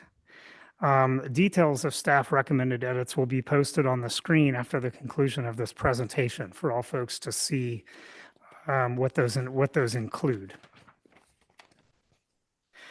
With that, staff recommends the board take the action summarized on the screen and approve the Shingle Springs design standards and guidelines with additional edits as in response to the El Dorado County Fire Protection District comments to Section 2, which is called applicability, as recommended by staff, and staff will be welcome to share those in a few minutes after this presentation.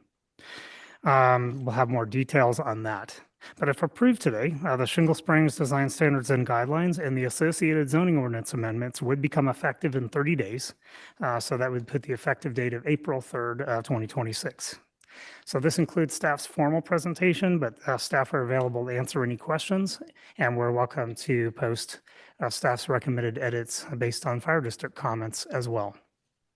Excellent. Thank you for that presentation. We'll start with Supervisor Parlin.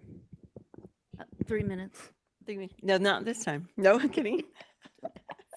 I used my button, at least I'm trained, right? Did. Hey, Thea, can you put your presentation back up and go to the slide with the figure 3? Because to me, this is the most confusing part of the whole thing. I think the design standards themselves are pretty self-explanatory.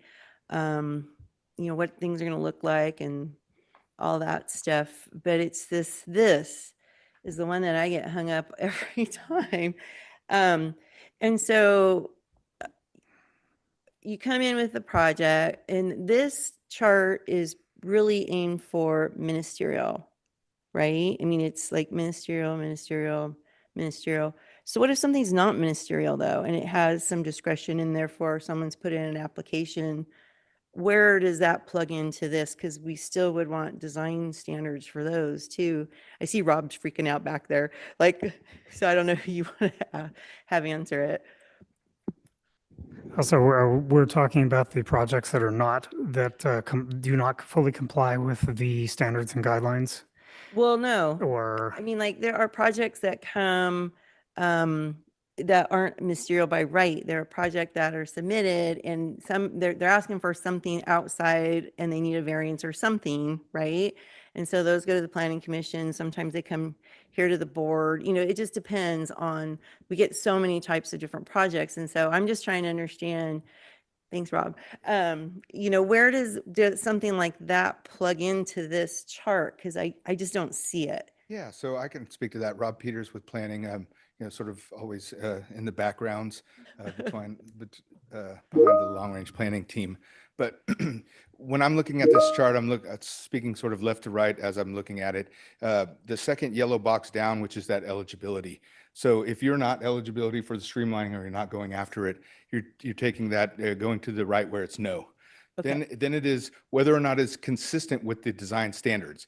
If yes, then moving forward. If no, then going to that design review permit off ramp that we're talking about. So the two boxes I think that you're talking about are that yes, no under the blue all the way to the right. Okay. That is the distinction between whether you're complying with standards or not, and not going for streamlining, but just allowed by right, moving forward, still have to comply with design standards. You go yes, now you're going to building permit. You go no, you're going to a discretionary design review permit. So that is the distinction between those two project types. So in other words, this whole flow chart is both for ministerial and discretionary permits. And maybe we can change the title to make that completely clear.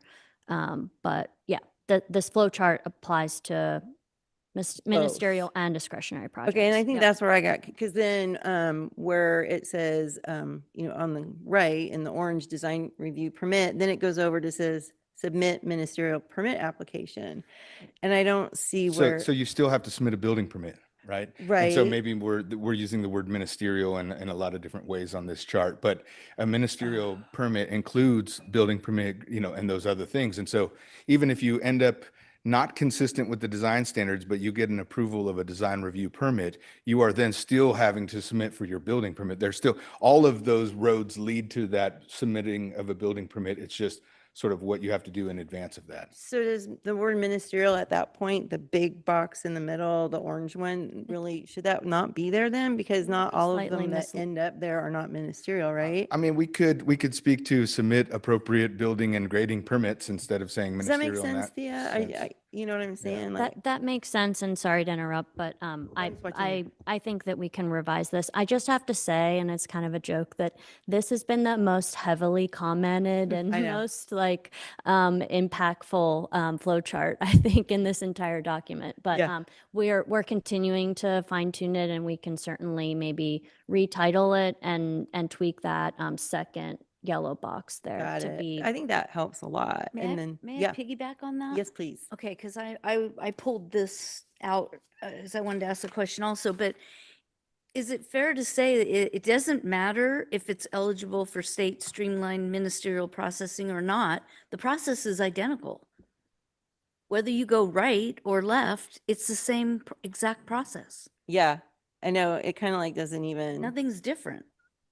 well, just Tom Purcell again, just to put an underscore, I mean, the Planning Commission really spent, let's just say, a lot of time on this document.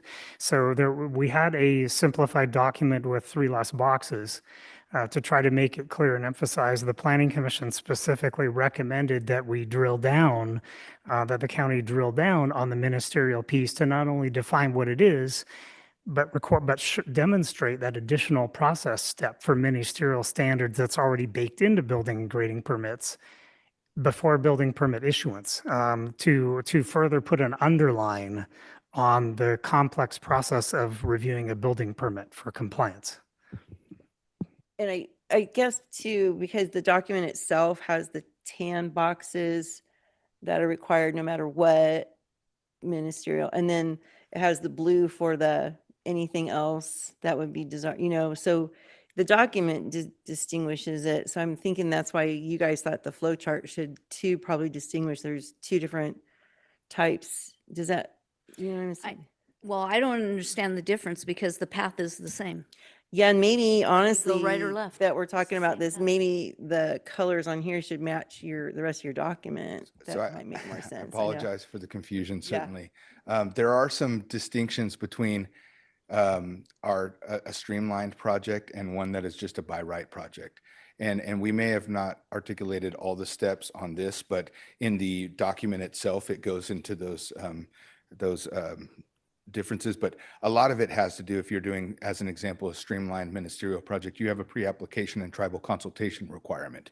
So that is not spelled out necessarily. Here we're talking about sort of the use of the guide, if you will. But there are some other requirements for state streamlining that are not maybe articulated on this flow chart that are different from a by right project like Supervisor Parlin was saying. So I think why they sort of mirror each other, there might be some sub-tasks that are not on the left side of this, that a pre-application, a tribal consultation closing in advance of submitting an eligibility of determination. So that eligibility determination, which is the second yellow box, is from all of those pieces. And so once you're determined to sort of be eligible for it, you have to also meet these tribal consultation and pre-application responsibilities under the state streamlining policies that you wouldn't have to do. And so maybe that's the missing piece here, is that those are articulated in the document itself, but not on the flow chart. Did you have more comments to make, Ms. Parlin? Oh, yeah. Yeah. Sorry. Mr. Turnbow. Yeah, Rob, back up. So I'm just a little bit confused on this. So when you have a project, you're talking about streamline, does that basically, would it go to the planning commission or would it go to the zoning administrator to make the final decision? Neither. Huh? Neither. Yeah, under so in the interim objective design standards and the resolutions, I believe, related to that, it currently a project that is consistent as proposed in this document, the project that would be consistent with the standards and that was subject to a streamlining would be approved at a director level. And that is the way that the interim objective design standards that we did in December of 2025. It is a change from, and we spoke about this when we brought that document, from the previous sort of set of documents where we had a planning commission and a modification at a staff level with no appeal. This is now a director decision for those ones that meet the standards. Criteria. Correct. Yes. And so for those that meet those criteria, it is just that it's very similar to a building permit in the sense that staff is determining that it is consistent with those policies and those guidelines or standards and guidelines. But it is identified more in the procedural part of this document as a staff or a director level decision. Okay, thank you. Other questions? Any clarifying questions? Yes, Ms. Parlin. Okay, so I heard Rob say ministerial by right. What if we get an application that has a rezone in it? That is not ministerial or by right. It Well, still has just to meet a- design standards, right? Just as a point of Let clarification. me just say, Yeah. yes, So is that in this chart though? yes. Where? This chart, it's at, like, as Rob described. So, so say, you're at the top, you have a multifamily project. It's not a ministerial project. Somehow, it doesn't follow, it falls outside of SB 35, say. Then you're at no. Sorry, I'm pointing at my screen, Yeah. but I will use my cursor here. Perfect. So you're at no at this point. Then you would go to, is it consistent with the design standards and guidelines? So then you're looking at that discretionary project that is a multifamily, maybe it's market rate multifamily. And you're looking at the design standards. Is it consistent with those standards? Then no, maybe, or yes. And then that's where that decision is made, right? Whether it's officially ministerial again, or if a design review permit is required, and that would be the discretionary route. It's Okay. not, we know what we're doing, right? it just And needs to this, say this flow chart doesn't adequately Yeah. maybe So if we wipe describe out to the a word, lay person. wipe out the word ministerial there in that big box to say submit permit application, doesn't matter what kind, I think that would help this chart a lot, right? And that would still work for you guys in your workflow, right? Sure, I Okay. think we can do some simple things like renaming the figure. Yeah. And maybe more adequately describe, not making it as repetitive perhaps, and maybe tweaking some of the language in here to make sure that folks are aware of all of the big process steps that we take internally every day. And that's, we know, but sometimes it's hard to describe adequately what you know so well, ironically enough. Oh, agreed. Okay, so then one of the other things I'm concerned about is the way that this chart looks. And again, you're describing the process here. So this is why this is really a big deal to get this right, I think. There is no way on this chart for an application to be rejected. Right. There's none. And it concerns me because let's say someone comes in with their application, I don't care what kind of project, but it doesn't meet the design standards. They go to design review permit and they say, I want to do something completely different. Then what? What is that design review permit process? What is that? Is that the more public process and then what if what they're proposing does not meet the community identity that's been established? Where do they get rejected? That concerns me. That's not on there. And that should be the reality of the situation. This is what we're trying to do. So That's a good point. okay. That's a valid point. Okay. So I'm not just missing something then. Okay. I No. was like, what? No, All right. that's a valid point, and something that we should probably add to this flow chart for sure. Okay. Because I was like, they can't all get approved if they just flat out don't want to do something that meets our community design standards or and that's where I was concerned too, is the design review permit. Is that kind of like the design review that we currently have? That's a big public process and costs them more money. We've talked We're about that. shaking our heads, yes. Okay. So, okay, that helps a lot too then. You saw that too, Supervisor Lane? I saw your, okay. Yeah. I don't want to belabor the point, but I think there is a distinction. This image that we're looking at is in section 3 of the document, which is the how to use this document section.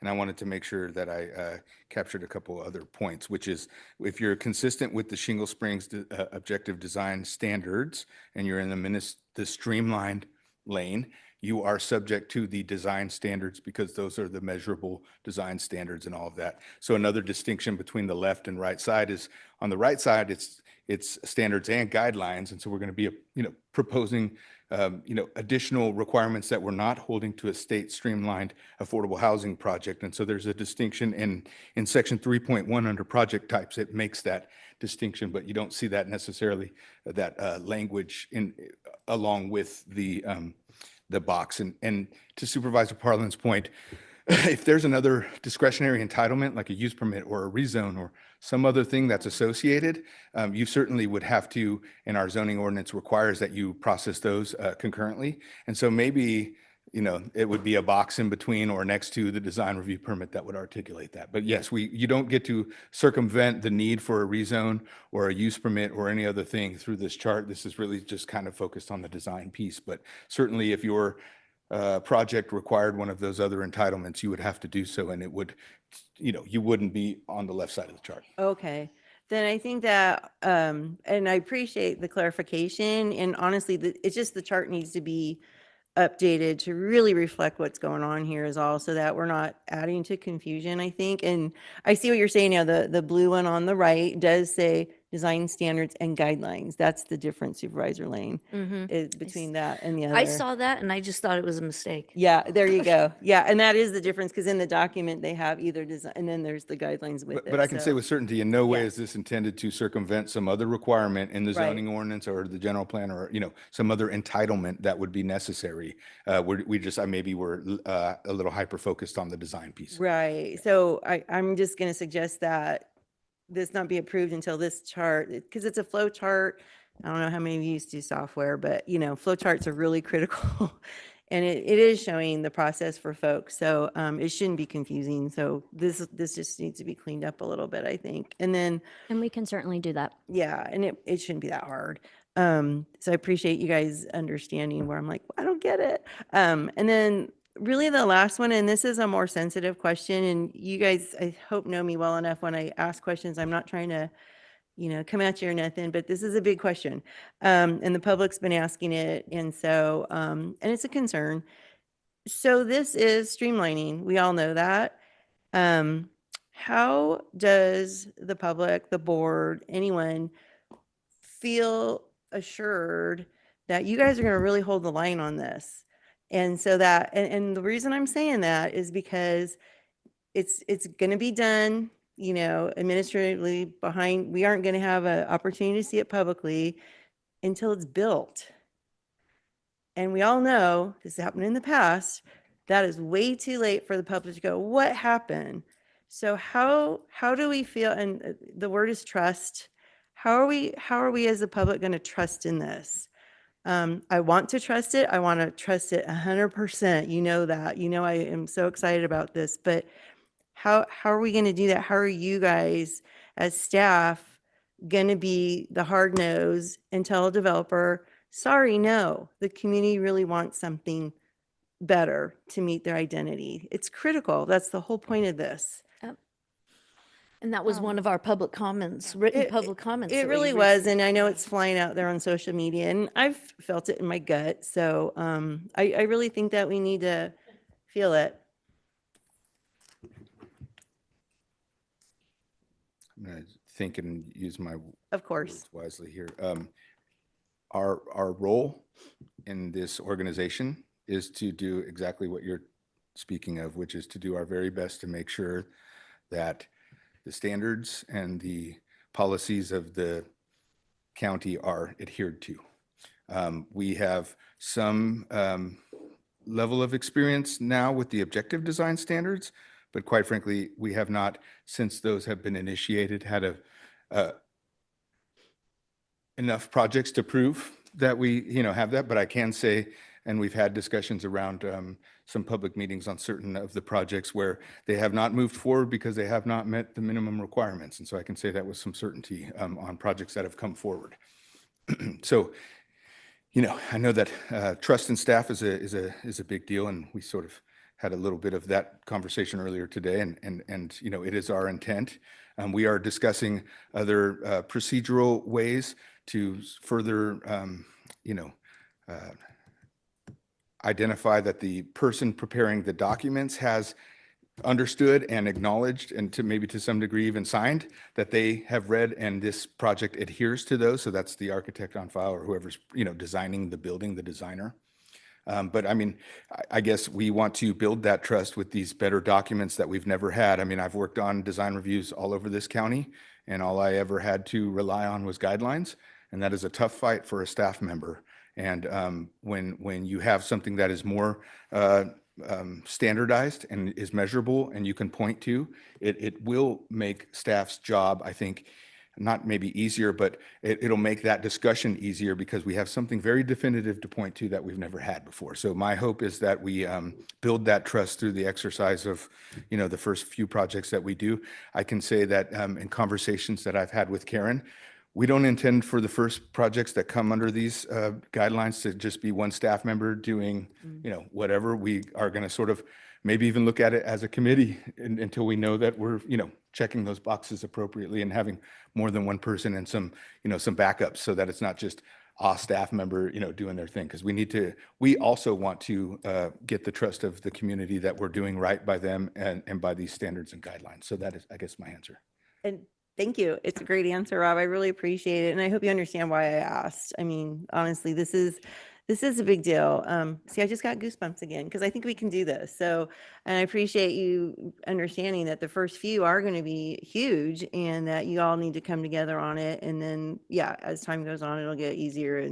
And you're right. This is going to be a great tool for you guys to use 2.2 because before it has just been like crazy trying to figure it out. I know that. So thank you for that. I really appreciate it. Yeah, and thank you, Rob, for speaking for the planning division as a whole, a little bit outside of our wheelhouse. But I did want to add that there were current planners and discretionary planners that did review these, this actual draft that you guys have in front of you, final draft. And so they have been involved throughout the process of developing these. So with the thought that they'll, obviously be, have understood what they reviewed and feel comfortable when applications come in to process those applications with this document in mind. Awesome. I'm good. Other questions before we move to public comment? No? Okay. We'll go ahead and open this up for public comment, and I will point out to my colleagues that we did receive 2 written comments that I hope that you've had a chance to review, and we'll go ahead and hear verbal written comment now, or public comment. Written public comments received by 4 p.m. on the day prior to today's meeting were distributed to all board members and included with this agenda item. We are now taking public comment specifically on item 27. Each speaker will have 3 minutes to address the board. A timer will alert you when your 30 seconds remain and again when your time has ended. We will begin with comments from individuals present in the boardroom, followed by those participating via Zoom. If you're joining via Zoom, please ensure you unmute yourself when called upon. If you're joining by phone, press star 9 to raise your hand. If you're on Zoom, use the raise hand feature to indicate your interest in speaking. We ask that you voluntarily state your name for the record before beginning your comments. Please come forward.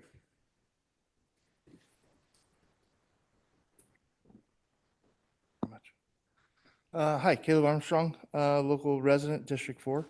I just, on the design standards for like the SB 35 ministerial approval for multifamily housing development project. There's not much clarification on how that is for, say, manufactured housings. We don't have that many manufactured home parks. So I'm just wondering how those design standards incorporate with manufactured homes, because those are regulated by HCD, that's by the state. And then whenever someone does you could do a multifamily residence with manufactured housing as well. Those are both Title 25. So those aren't regulated by the state. I mean, those are pretty much regulated by the state. So with design standards in that aspect, it's critical to kind of consider that. And then how much are the design review permits? Because it's a second added fee and cost to it. So I don't know if that goes off by square footage or whatever. I don't know. I'll look into it a little bit. But anyway. Thank you.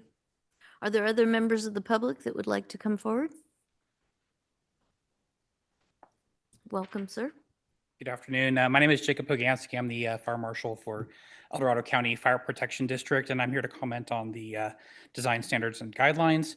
I appreciate the opportunity to contribute information on this topic, and I apologize for our late response on the item.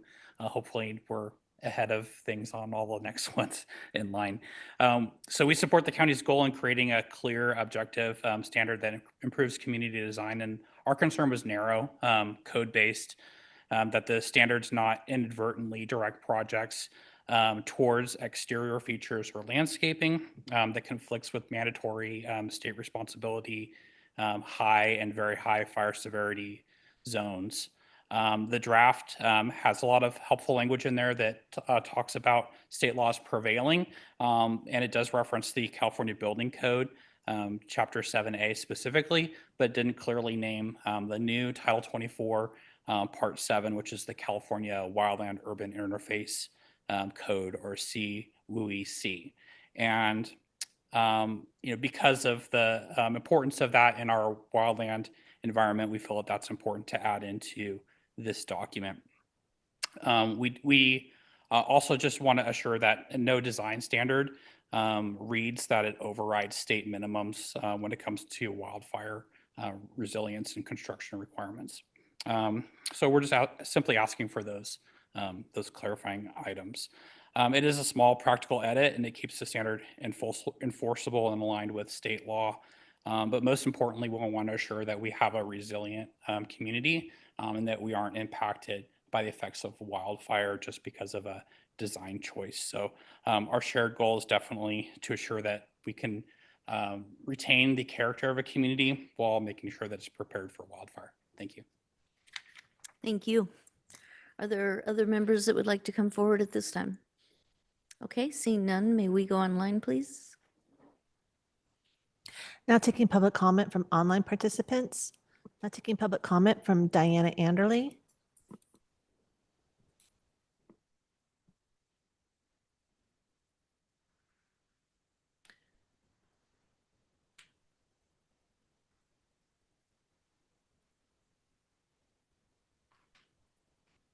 Diana, do you want to go ahead? Hear me now? Yes, but you have an echo. Do you have multiple devices? Wow. I'll sit way back. Uh-oh. Do you have your computer and your phone going? It sounds like you have multiple devices. There's an echo. It's echoing and I'm not saying anything. Do you want to try to call back on your cell phone? Well, I'm not sure. I have it set up for my phone. Okay, well, we Let me say can't. this quickly. We can't continue this, so I'm going to go ahead and remove your permission to talk, maybe try to enter another way. Now taking public comment from Linda Campbell. Hey everyone, Linda Campbell, that was fun. Okay, so to the point of the tracking, the supervisor Parlin brought up. So when the ministerial type projects come up, is there still going to be a review or some form of formal notification done at the point of application? Because that's what's been done before. So that could be a starting point if somehow, some way there's information that gets out that it's occurring. But then once that's done, couldn't they just be added to the projects in your area website? There's already a SB 35 section that was added, which I'm very grateful for. So that at least could be a way that people have access to it, even if it's self-service, to have that out there. And then I'm assuming that all of the documentation is still going to be stored in eTrackit. So maybe develop a clear checklist of some form to also be able to put in the documentation to confirm all of the checkpoints and the validation that staff completed in order to confirm that it was complete from the agreements that have been made. So just a few ideas and a question just to confirm if we're still going to see them at the point of application. Thank you. Thank you. Now taking public comment from 525.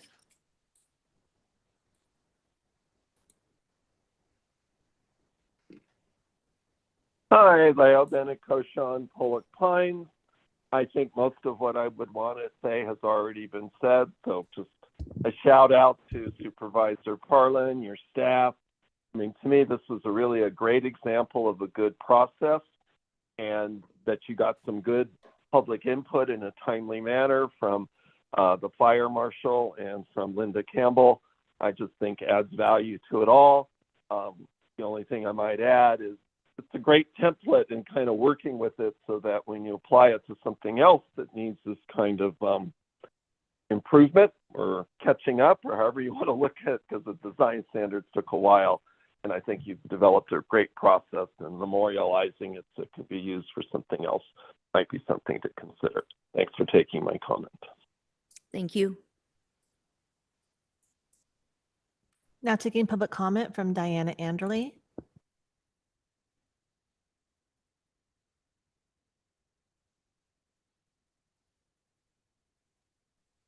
Can you hear me now? Same issue with the echo. Can you maybe try turning your,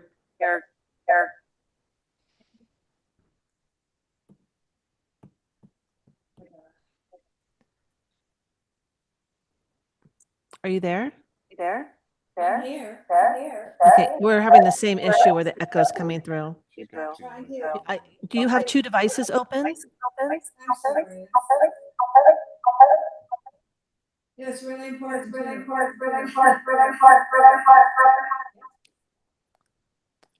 Can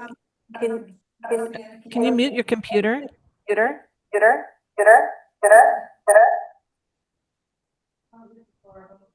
I wish I was there. It's not working. I'm not sure.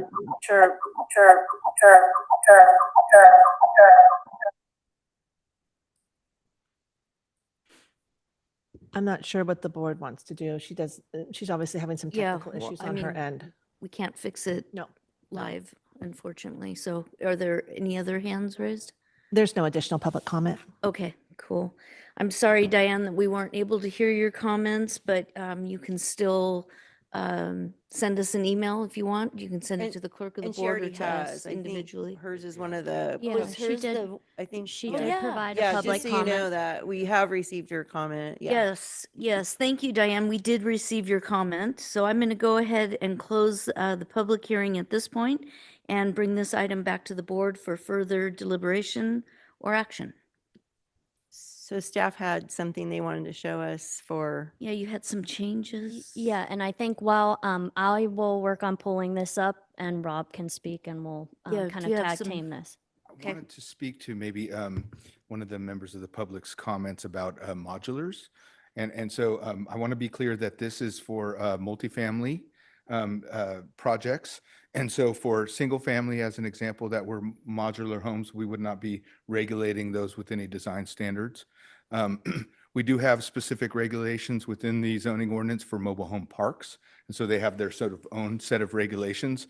And to my knowledge, we have not had a multifamily project that was entirely modular related, but we certainly, if we had something, we'd have to come to that. But I think for the most part, they don't necessarily address modular buildings because we're looking at more of the multifamily products that we see, which aren't under the programs that we're seeing modular in nature or manufactured, if that was the right word to use. And do you happen to know the answer to the fee question? I can speak to, so a design review permit, so there's the difference between the discretionary planning permit and then what is building and grading permits and all of that. Generally, a design review is submitted with the time and materials for our planning department. And so it's a time and materials, basically as long as it takes to get through the process. We've based it on a number of hours, and I think we try to make a range of amounts available. It also includes other fees, and I can bring up the exact amounts if you want. I'm speaking sort of high level, but we also take in fees for the environmental management department, for the Department of Transportation, and then some of our general plan implementation fee and our tech fee that helps support our program. So those are all sort of collectively, and I'd be happy to follow up with them and give them the section of our fee study that will get him to that information. Okay. So how are we going to resolve the fixing of the flow chart? Because I don't want to approve it until we know that we all can make it work in our brains. What's the right way to do that? Just continue this item to next week till we can just see a flow chart, or how do we do this? I guess I'm gonna propose something now on the fly. I would, without, If I may. yeah, you want- that would be so great. I mean, I think you certainly do have that option to continue the item, to revisit it with a revised flow chart. It's not clear to me that it requires a significant level of revision based on what you're suggesting. And I think Thea was about to suggest some modifications that if there's some consensus from the board, that could be included as part of it and as the direction today to incorporate those revisions to the flow chart so that you would be then prepared to approve it.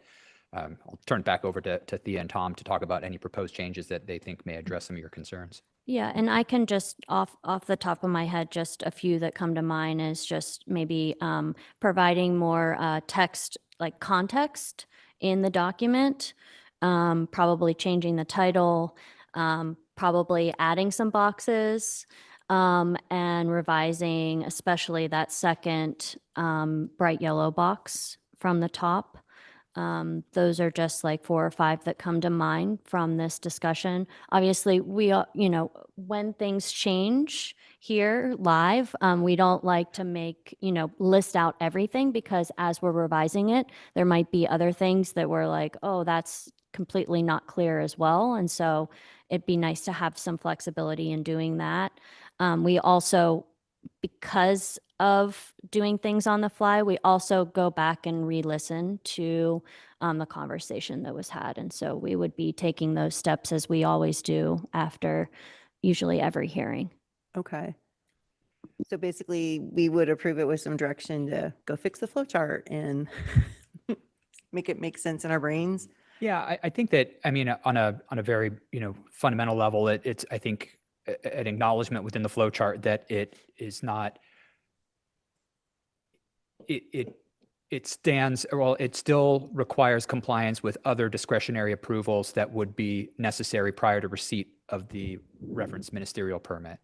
Okay. I think that seems to be one of the bigger concerns, is that it appears that as if it obviates the need to follow the approval process for a discretionary permit, if that's what is one of the entitlements that's requested.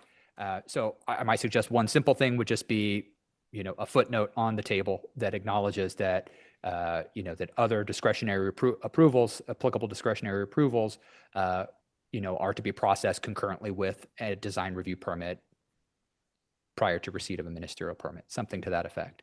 If we wanted it graphically represented, I think on the right side of the table, in my view, after it kind of goes through the branching decision about whether or not you need a design review permit, and you recall it, if it's no, then it goes straight over currently to the ministerial permit. If it's yes, it goes through the design review permit box, regardless of whether a design review permit is required. I think in that space in between is the requirement that they obtain any necessary discretionary approvals that are otherwise part of their entitlement. I think that's maybe a visual way of demonstrating that same concept.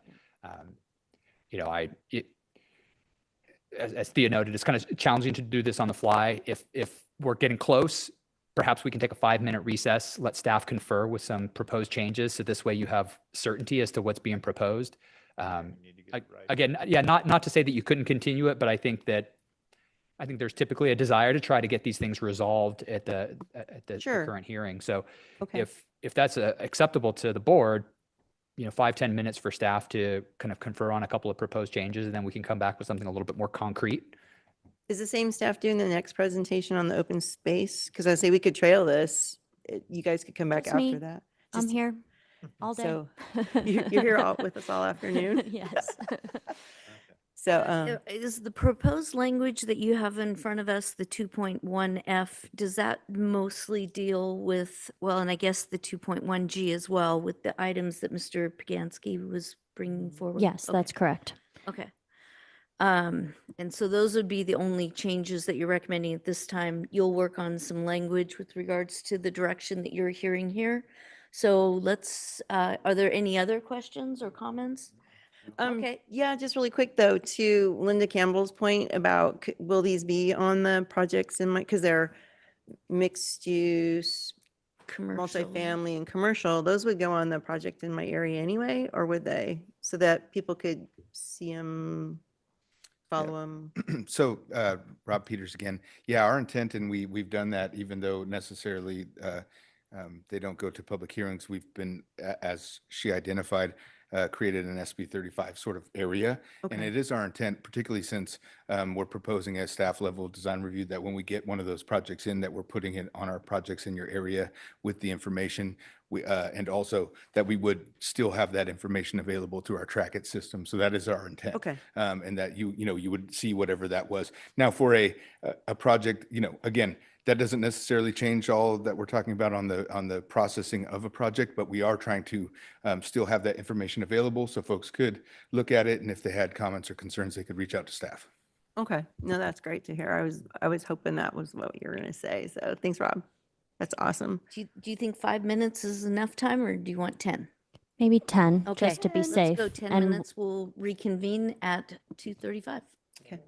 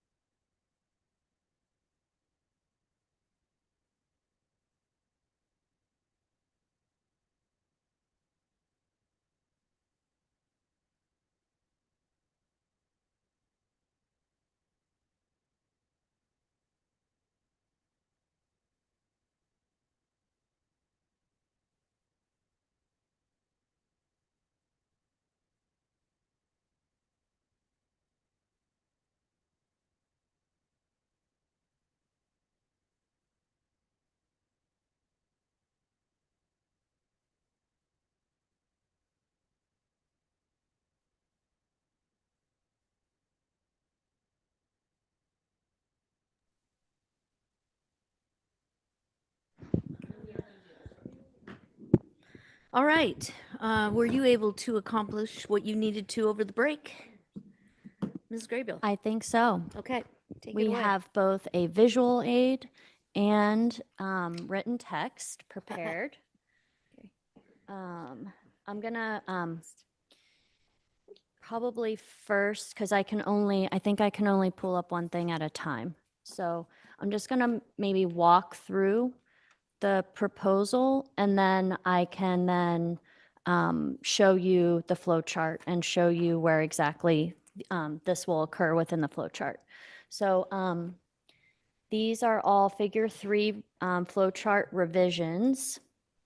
I forgot the S there.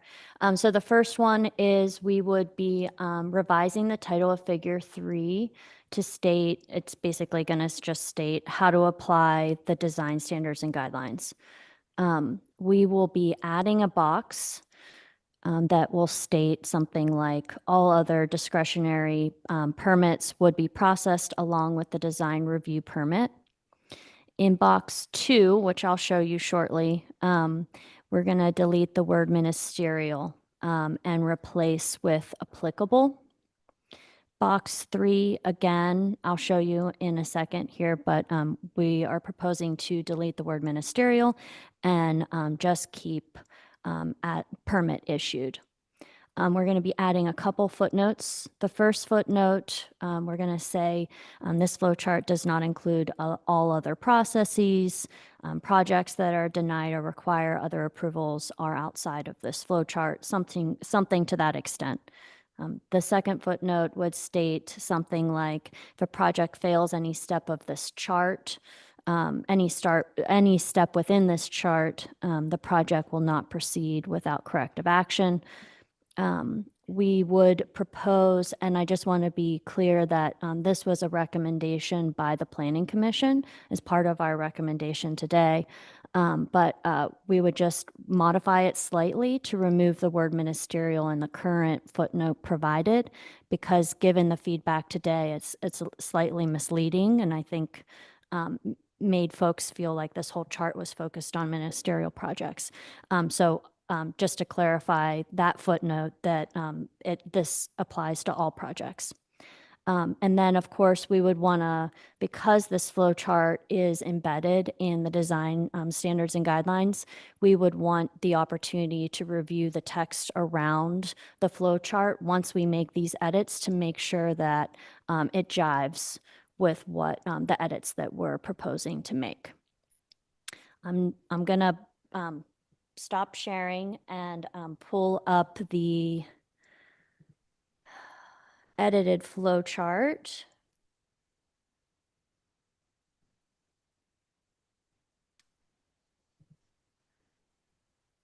Okay, so here you'll see that obviously we're going to revise the name on the title, and then we've indicated where box 1 is going to go.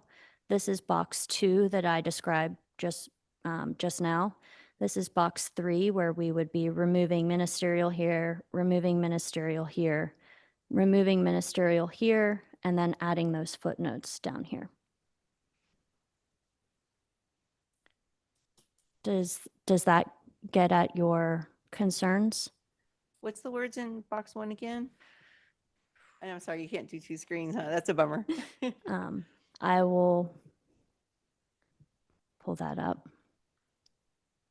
Box 1 is just the, and all other discretionary permits would be processed along with the design review permit. That's also in a footnote, but we wanted to capture it on the flow chart as well.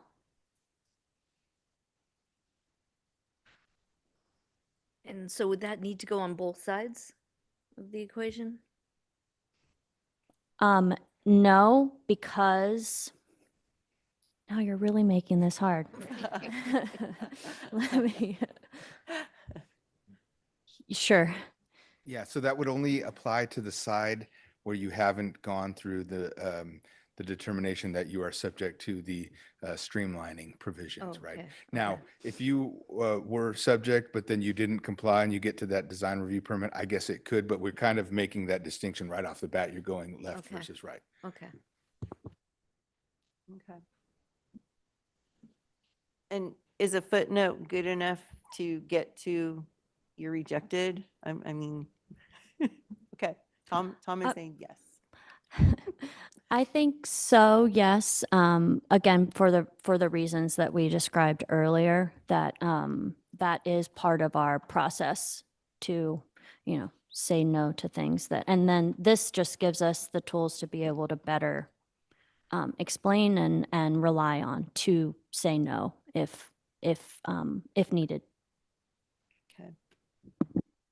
I concur. I mean, this just puts an underline because all of our existing processes, as Rob mentioned, they all have an unwritten path for denials. That's 100% of the case for all building permits, grading permits. So all this does is it puts in a broad brush underline. That's way in case we miss a box. It fits on the diagram, but it also fits better in the text, which explains more of what you have to do specifically to apply, how it applies, where it applies, and this chart actually explains that, I think, a lot more. Okay, yeah, because if it's in a footnote, then anywhere along the process, it could get stuck and fail. So, okay, gotcha. Okay. Anyway, sorry, my mic's off. But, okay, so let's say this project's been denied. Does a person have a right to appeal? If we're looking at the discretionary path, and that follows the current discretionary process in our ordinance and discretionary permit process sections. If we're looking at the building permit process, then no, those aren't subject to appeal. But on the other hand, those are subject to exact requirements. So I mean, if for example, just on the design side, if they needed to submit 3/4 inch window pane and they submit 1/2 inch window pane, we can't approve it. I mean, and that's the level of detail by all county agencies and organizations that will look at it, a building permit. Okay, just some clarification. Okay, are we Everybody ready? good? Yes, are we ready? Everyone good? Okay. With that, I would love to move that we approve this item as recommended with staff and their suggested changes. I'll second that. Okay, there's a motion and a second. Is there any further discussion? All those in favor say aye. Aye. Any opposed? Motion passes 5-0. Long time coming. Great. Yeah. Yay. Good job. Way to work on the fly. Good job. I Good know, job, you right? guys. All right, so we'll flow right into our 2 p.m. public hearing, which is also with the Planning and Building Department. And I'll go ahead and open up the public hearing and ask the clerk of the board to read the item into the record.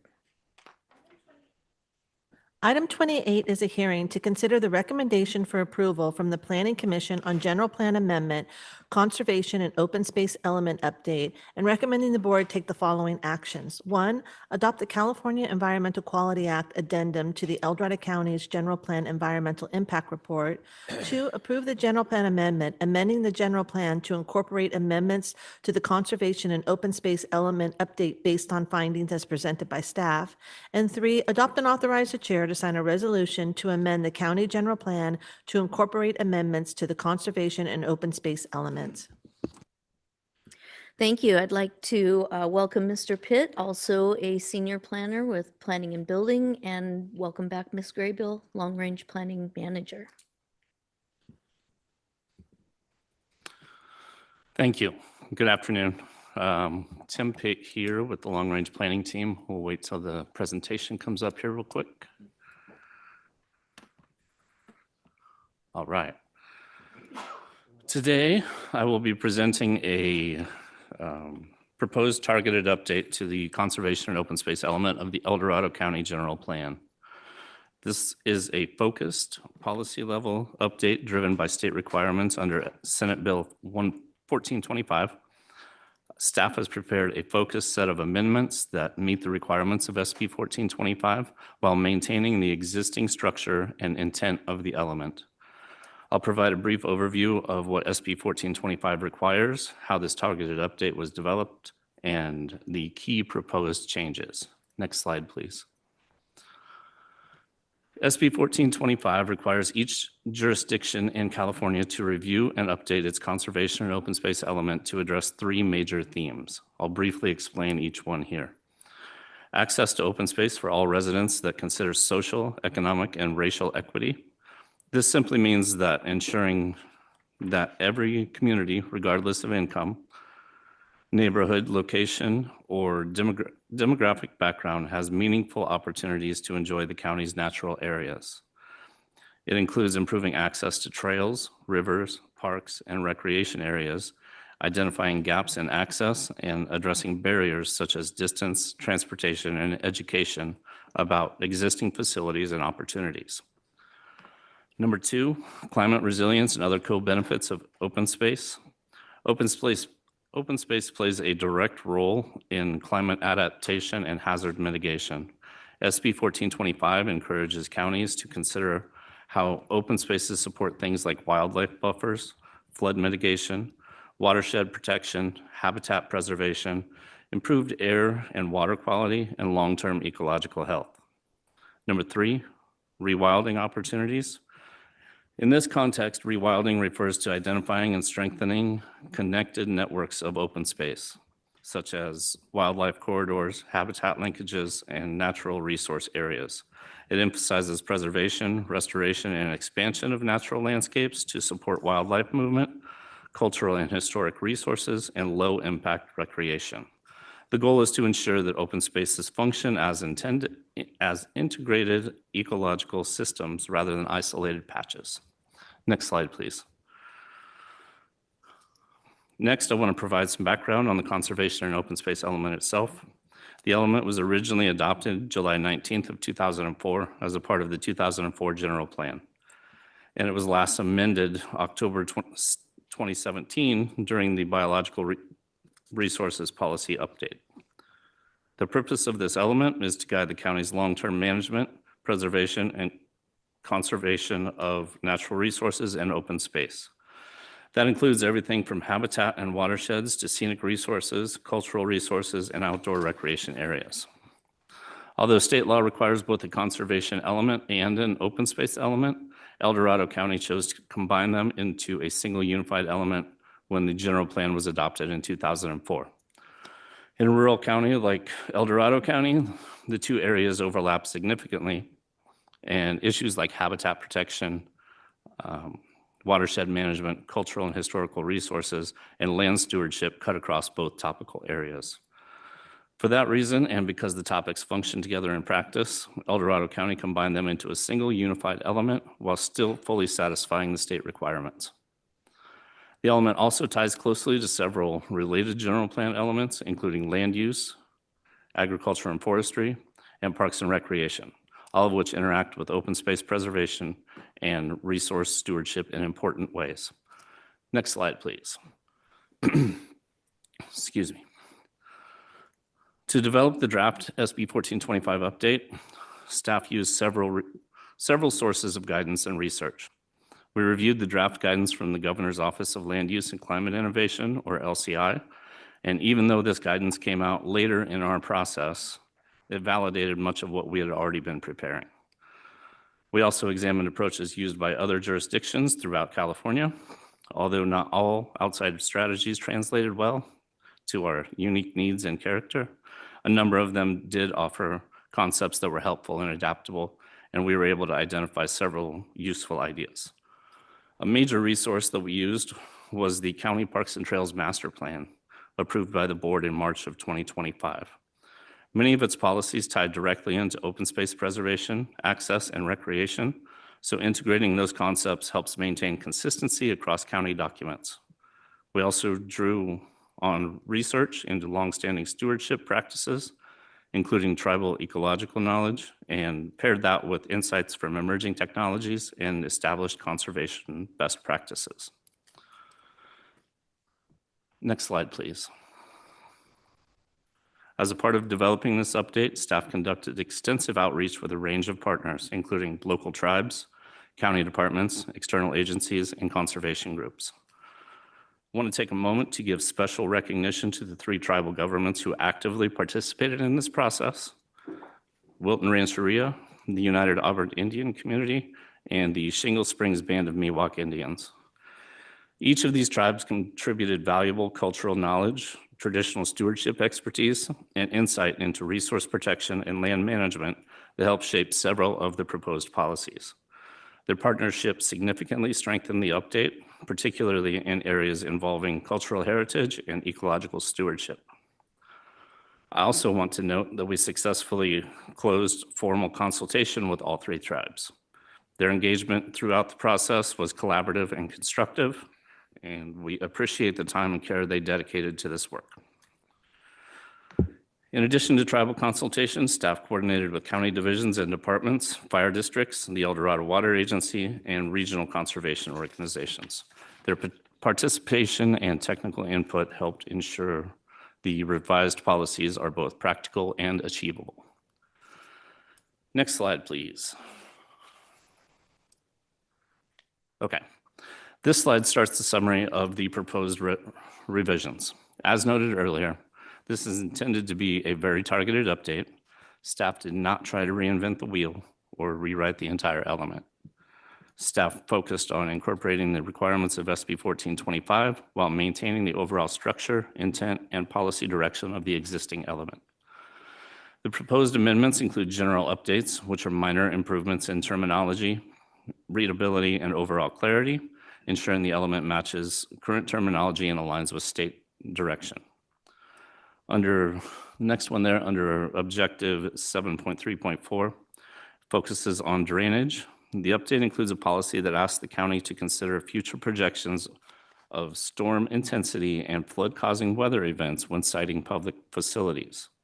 This addition reflects input from the El Dorado Water Agency, which emphasized the importance of incorporating forward-looking water and storm data into facility planning.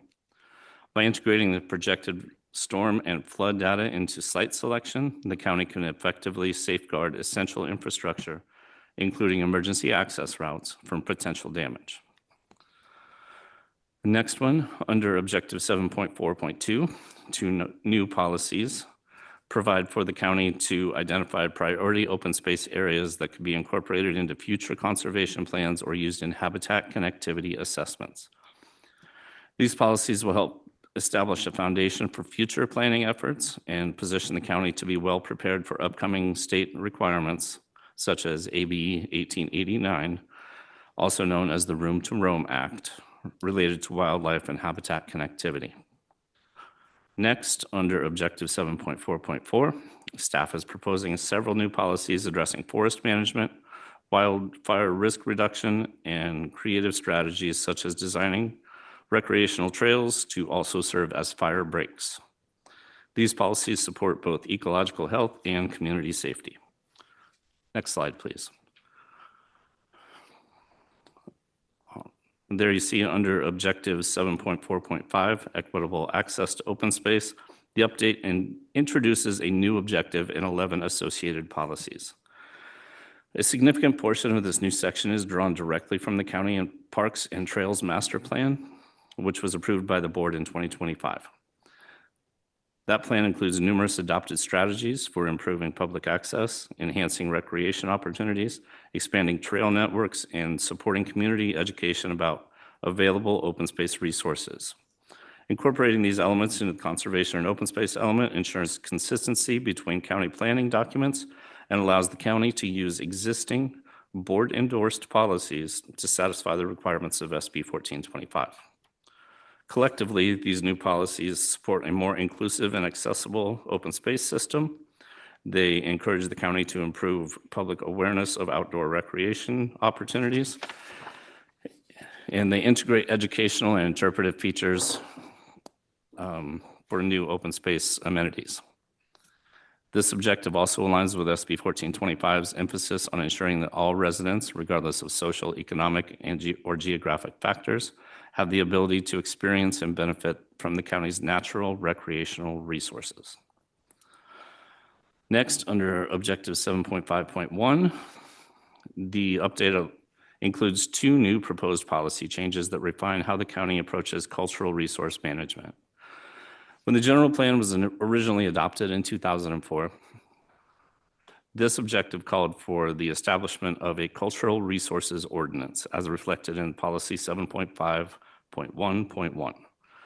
Although that ordinance has not been developed to date, staff has revisited the intent of the original policy to determine how best to carry it forward. The existing language calls for the creation of a cultural resources sensitivity map. While well-intentioned, mapping specific cultural resources can inadvertently expose sensitive locations, creating risks of vandalism, looting, or unauthorized access. After consultation with outside agencies and tribal partners, it became clear that mapping specific cultural resources may not be the most appropriate or effective way to support long-term protection. Instead, staff is proposing to shift towards the development of a cultural heritage management strategy. This approach would allow the county to work collaboratively with tribes and other appropriate entities to establish a consistent, culturally respectful, and technically sound framework for identifying, managing, and protecting cultural resources countywide. In addition to the strategy, would provide an opportunity to clarify key definitions such as tribe and tribal in alignment with the accepted and acknowledged terminology used in CEQA, ensuring consistency across county processes and regulatory requirements. A companion policy also encourages the incorporation of significant cultural resource sites into open spaces where appropriate, reinforcing the county's commitment to respectfully preserving cultural heritage as part of its broader open space planning efforts. Next, under Objective 7.5.3, 5 new policies are proposed.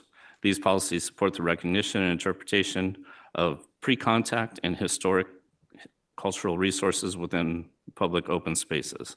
Examples include educational programs, interpretive signage, and other methods of acknowledging the county's historic and cultural landscape.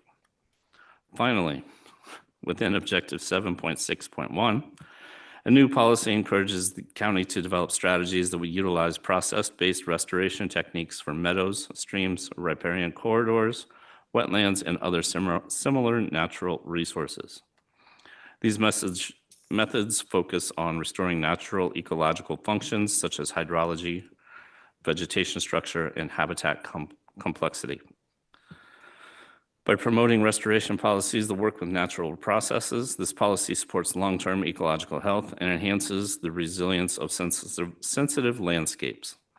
It also strengthens the county's broader open space preservation framework by ensuring that restoration efforts continue to improve habitat quality, watershed integrity, and the overall sustainability of the county's natural resource systems.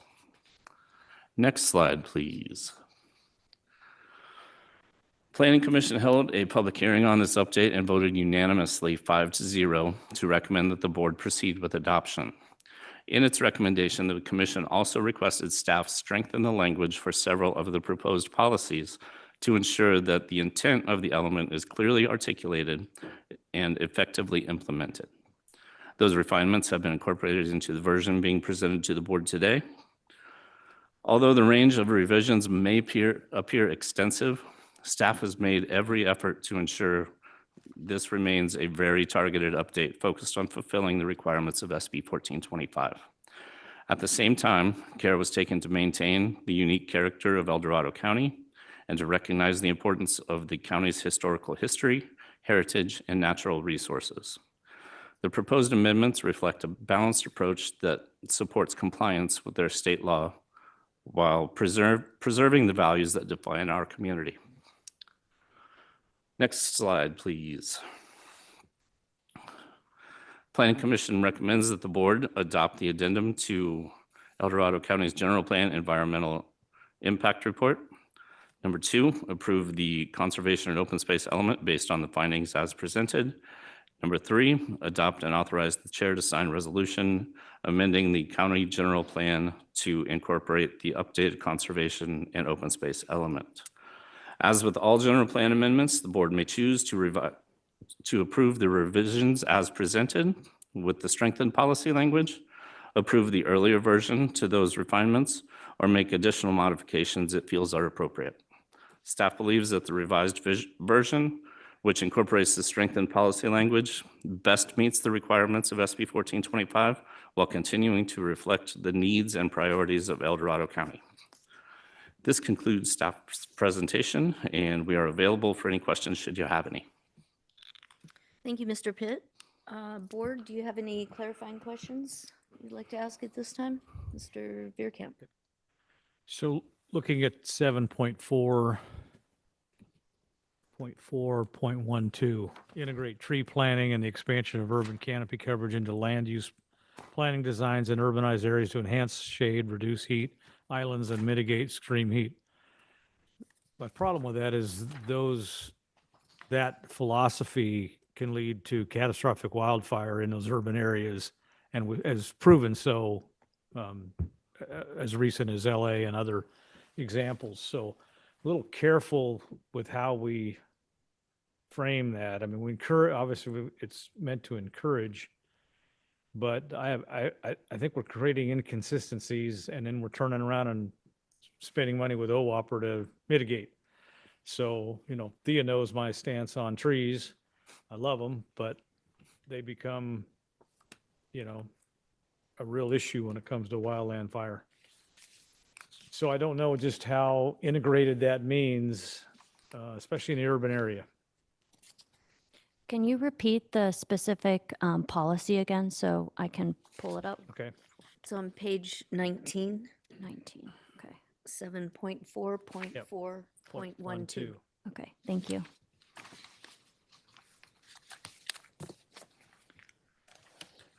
I don't know exactly what that means. I mean, obviously in the design, I'm assuming that we're attempting to integrate, but all best intentions sometimes lead to disaster.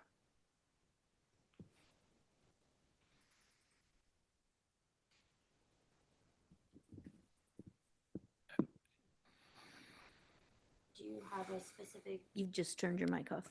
Yep. There you go. Do you have a specific revision to 7.4.4? Is it absolutely necessary to put that in there? I'd delete the whole thing just because I'm real concerned about creating firestorms in urban areas. I hear you. I think the aim of this, and I totally understand where you're headed, and I think a lot of that is addressed in the most recently updated safety element from a couple years ago. But this is specific to, trying to mitigate heat, right? And perhaps would you be opposed to, maybe another option could be to add language to this that I was just trying to come up with maybe some language to add to this that, so let me just take a big step back without maybe diving into the specific policy. The thing that, I'm constantly reminding myself of and reminding others of is that when you read the general plan, you wouldn't just read this policy. You would read all of the policies and measures in the safety element with this policy as well. And so there's some natural tension in the general plan where certain policies conflict with one another, and it's up to staff to review those policies and make policy, not just planning staff, but all county staff review the policies and make judgment calls, right? And so I don't necessarily see this respectfully in the same way you do, because I would be also reviewing the safety element in making decisions. But I can understand your concerns. I just want to make sure that by removing it, do you see any issues with removing this?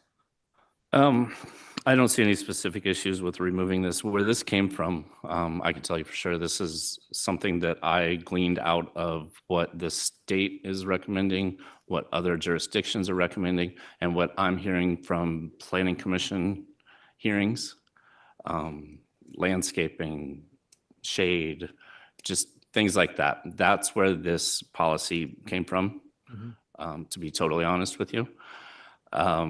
It's something that I threw it together. I felt like it fits in here.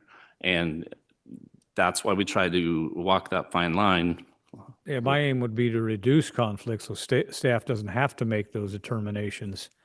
And I think this is one area where we're in a very sensitive time, especially when it comes to fire insurance and other things. And Absolutely. on one hand, we're saying this and we're spending millions of dollars in eliminating, and the next hand, we're saying we got to integrate tree planting.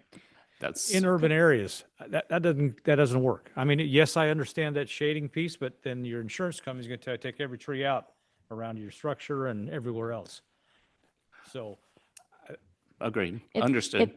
If you feel strongly, we can remove it. I only one. would propose that we say, put a phrase at the end of this that says, where applicable, and in line, not contrary to and cite to our defensible space ordinance, and other maybe state laws that speak to this. Where we're still, the intent behind this is really the shading and trying to mitigate against, mitigate Heat islands. heat issues, but totally understand where you're coming from. Those are the two options that I would put forth for your body. Mr. Turnbull? Yeah, I just want to piggyback on Brian. So one of the issues that we brought up before is a scrub oak, if you remember live oak. And I've reached out to other counties and stuff, and they don't have the ordinance that we have. We are very, very strict on what we have. I mean, Amador County is only the blue oak. Sacramento County, I think it's a valley oak, and I think the blue. I don't understand how we even got there. Brian was on the board at that particular time. But I think we're very, very strict when it comes to that, because when people can't remove trees that impact their houses, like for wildfire and insurance, because the insurance seems like it's still going up. And I'm sorry, but the fair plan is not a fair plan. And they're talking about anywhere from another 30 to 40% increase. And if you do all this vegetation management, you're only going to get reduced 10%. Well, you ain't no savings there, to be honest with you. So I think that some of this stuff we need to we talked about that before, to revisit this.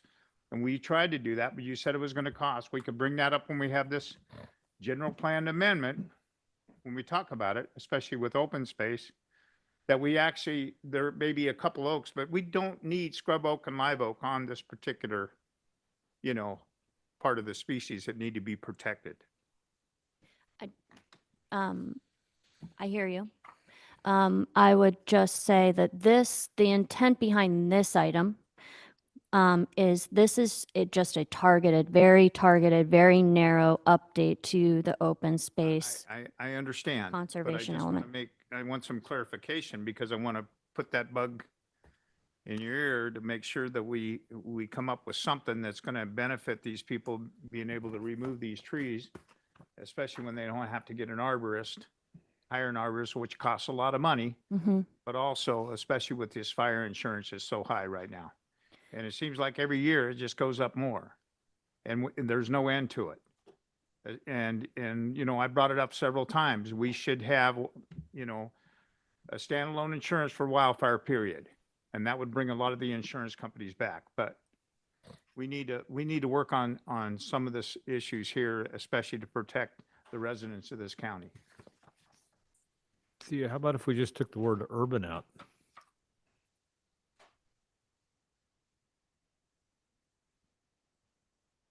I like that idea. Remove urbanized. Yeah.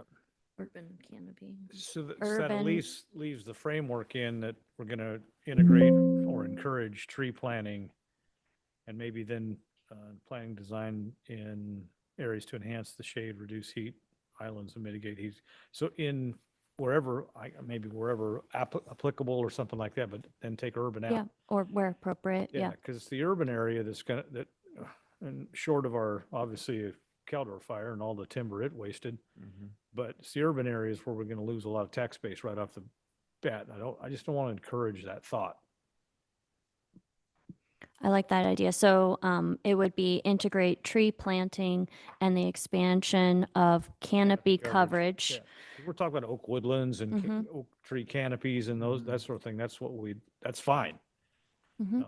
But you get it around the urban areas, then it's just a recipe for disaster. Especially with the lack of water Exactly. and price of water and everything else. I would be fine with that revision, but obviously, Yeah, yep, just full thought. board. Other questions at this time? No, I just, well, it's a thought. I totally agree with what you're saying, but I also don't want to discourage landscaping and, creating concrete jungles either. So. I don't know. I'm really curious on policy 7.6.1.5, which is on page 28. And it talks about implementing strategies for meadow restoration, stream and creek restoration, and riparian buffer and wetland. Who, does the county do that work? That was a recommendation from the El Dorado County Water Agency. To be totally honest with you, they recommended that it was a good idea. I did a little bit of research on it, probably not a ton of it. Some of the other agencies that we spoke to, it was innocuous enough to them that it didn't raise any red flags. You're right, though. With the enforcement element, that's again why we walked that fine line of originally it was consider. The strengthened language went to implement. That's one place where it crossed that line from what the Planning Commission recommended and what we had originally written. Yeah. And I'll just say in the basin, in the Tahoe Basin, maybe a more appropriate word would be coordinate, because I know that we touch on some aspects of what's written in this policy with partner agencies in the basin that, maybe they take more of the lead, the partners, and we are more in a support role, not financially support, but, Right. coordinating. I mean, it's a very tall task and it's extremely expensive and it does require, very narrowly experienced people. So I was like, wow, I love the idea and yes, I would want that. But yeah, I just don't know that that's in our wheelhouse. Yeah, and maybe an appropriate revision there could be coordinate on Coordinate. strategies. Right. That makes sense. Yeah. Yeah. Are there any other questions at this time? No. Oh, Mr. Turnbow? Yep. We work with the Forest Service too, correct? Yes. Okay, so did you know that the Wood Innovations Program grants just came out? And actually, which is really kind of good, because Wood Products Infrastructure Assistance Programs, which is $80 million, the county could apply for, and may be used to provide support our facilities, purchase, process, bioproducts, ecosystem restoration projects, and includes applications to establish, reopen, or retrofit, expand, or improve a sawmill or other wood processing facility in close proximity. So we need to act on this because this is really a good thing right now. We got until April 22nd to apply for these grants. It could help our county. We got forest genetics back because, and I got that bill extended, the farm bill extended for another year to the letters that I've wrote. So this is a good thing. So it's going to help our county too, especially working with our partners. Are there any clarifying questions on the matter before us?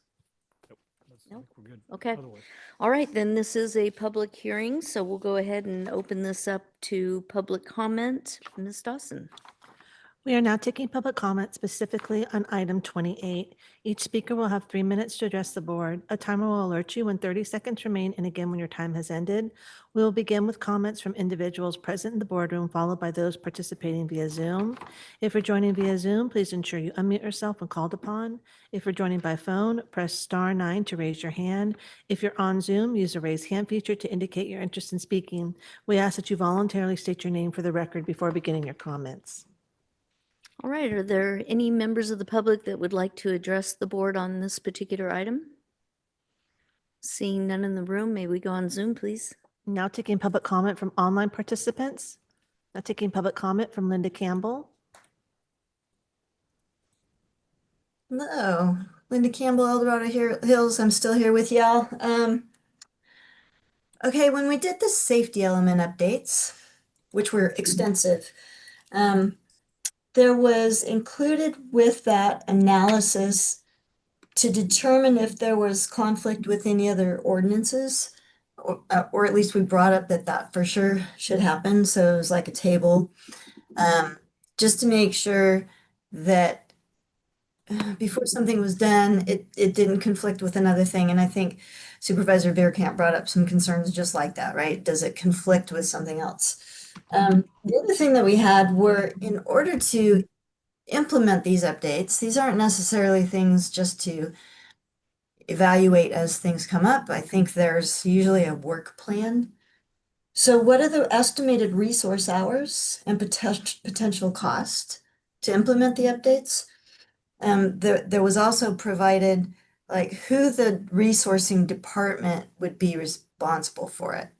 The Forest Service would just be brought up. Are we bringing up something in an ordinance that only the Fire Service or the Forest Service would deal with? And if so, why is that a county policy? Or what are we going to implement to ensure the Forest Service does it? Most of the interactions we had, I think, were with groups like EID or other departments, even just within the county. So I think maybe having something like that, just for clarity, would be helpful so we understand the scope of what's being approved today. That's it. Thank you. Thank you.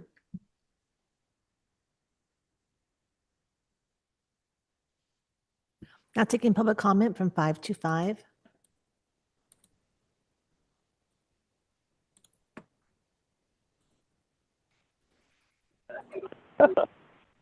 Hi, this is Leo Bennett Koshan. Love the process of the public hearing, that we actually get to hear the staff report and then give you some additional comments. I'm just clarifying, when I listened under local tribes, I think I heard the number three local tribes. If so, that's just wonderful that you consulted to beyond the federally recognized tribes.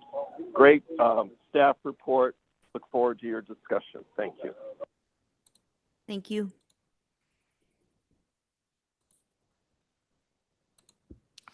There is no additional public comment. Okay, we'll go ahead and close the public hearing, and I'll ask staff if they have any, if they want to respond to anything that you heard at this point. Yeah, I can take a stab at responding, and then Tim, you can jump in if I say anything wrong. I believe we did do a conflicts review of the other elements. That is a step that, whether it's internal, whether staff is updating an element, or we hire a consultant to update an element on our behalf, that's a step that we take every time. I guess to add on to that, there are inherent conflicts in the general plan, as I stated. And so I think maybe I maybe misspoke a little bit before. I think in terms of that conflicts review that we do, it's mostly based on if a state law conflicts with a county ordinance. It's more of those types of conflicts that are reviews, because a general plan, you just can't review one sentence in the general plan. You have to review the whole thing. And so that review would not cover kind of what we described previously. because again, that's inherent in a general plan. The other thing I would just note to her second point, She which talked a little bit was- about costs to implement. Yeah, and naming like a responsible party. So the safety element, as she noted in her comment, that was almost like a rewrite. It needed a lot of updates based on various, I think there were 5+ different pieces of legislation that were mandating us to update the safety element. So that was a more comprehensive update of just that, of the safety element. This is very, very narrow and targeted. And we didn't, we really tried to stick to the legislation and not add responsible agencies and kind of do that. We would do that though, maybe foreshadowing a bit potentially to a more broader comprehensive update of our entire general plan if that is the board's desire. All right, thank you for that. I'll bring it back to the board for further deliberation or action. So, Madam Chair, I would go ahead and move the item for approval with the following amendment on 7.4.4.12, and that would be integrate tree planting and the expansion of canopy coverage into land use planning designs in areas to enhance shade, reduce heat islands, and mitigate extreme heat where applicable. I think that covers all areas, and it could be something specific to urban, but we're not going to single it out. It Well, could be- this is the motion, so So you don't want to explain too much in the motion. Yep. Let me get a second and then we can discuss it. I'll go ahead and second that. Okay, there's a motion and a second, and then question regarding the stream restoration. That's we can make that recommendation. Okay. All right, there's a motion and a second. Is there any further discussion? Seeing none, all those in favor say aye. Aye. Aye. Any opposed? Motion passes 5-0. Thank you. Okay, great. You guys, I appreciate it. Thank you. Thank you for all that work. Thank you. All right, we'll go ahead and move to board member updates. This is an opportunity for each supervisor to report on issues of concerns that affect the entire county. So who would like to start? Is anybody ready? Ready? Supervisor Not Parlin. always, but I try. Yep. Yeah, we've been gone a couple weeks, right? All right. At our water agency meeting on February 11th, we had a presentation on irrigation management services program. We got some really good feedback from our ag producers on how they use the program and its benefits to them. So I believe the water agency, we gave direction to continue with that, and we'll get updates as we go along. Supervisor Veerkamp and I on the 18th participated in I think we're calling it the Homeless Ad Hoc Committee, I believe.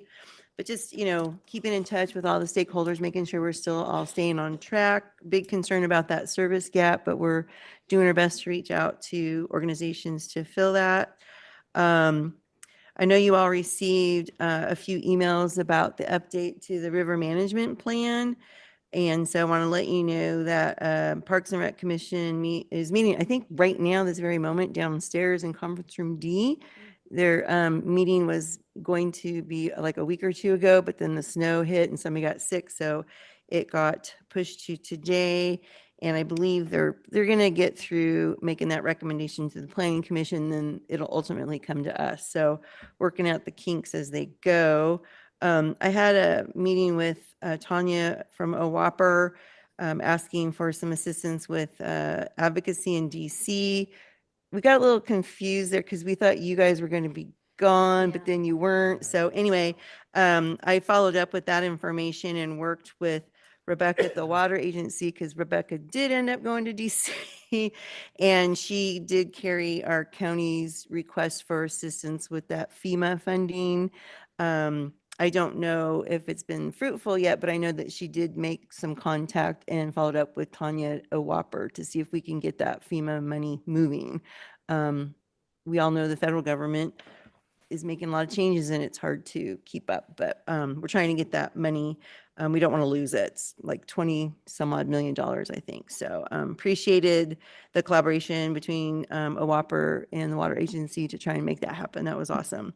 Oh, and then we had a follow-up meeting. I've been keeping the board apprised of our progress between LAFCO, Garden Valley Fire, Mosquito Fire, and staff. We had a meeting on the 19th, just keeping in touch. We're making great progress moving forward.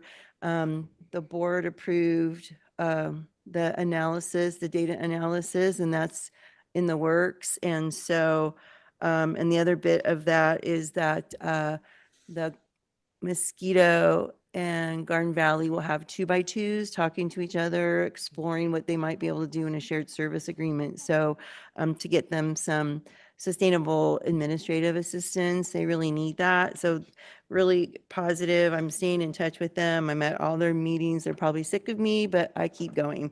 And then again, with Supervisors Veerkamp and Turnbull, I thought you guys were going to be gone, so it got a little confusing, but there was an invitation to go over to the Green Valley Church for the gathering in, had a lunch and learn community meeting. So I went ahead and I thought somebody from the board should be there. So I went, and they are proposing a project in the city of Placerville up by our public health building on Spring Street. The city council members that were there at this lunch and learn had already met with the gathering in, and they're proposing a transitional housing for homeless, for seniors specifically, because that is the bulk of our homeless in our county. And boy, oh boy, they have a really neat model. Everybody was very excited. And if it gets approved by the city, which it sounds very positive, those folks, at least at first, will be Placerville residents, and they must be signed up with Anthem because of the CalAIM benefits. That's how they're going to pay for things. So, and then our HHSA staff was also there and was very supportive of, because they're going to use the HMIS homeless information system, that same database that everybody else is using to get people referred over. So it was very positive, and we're hoping that this does come about and that it's successful, and maybe we can do more of those. It'd be great.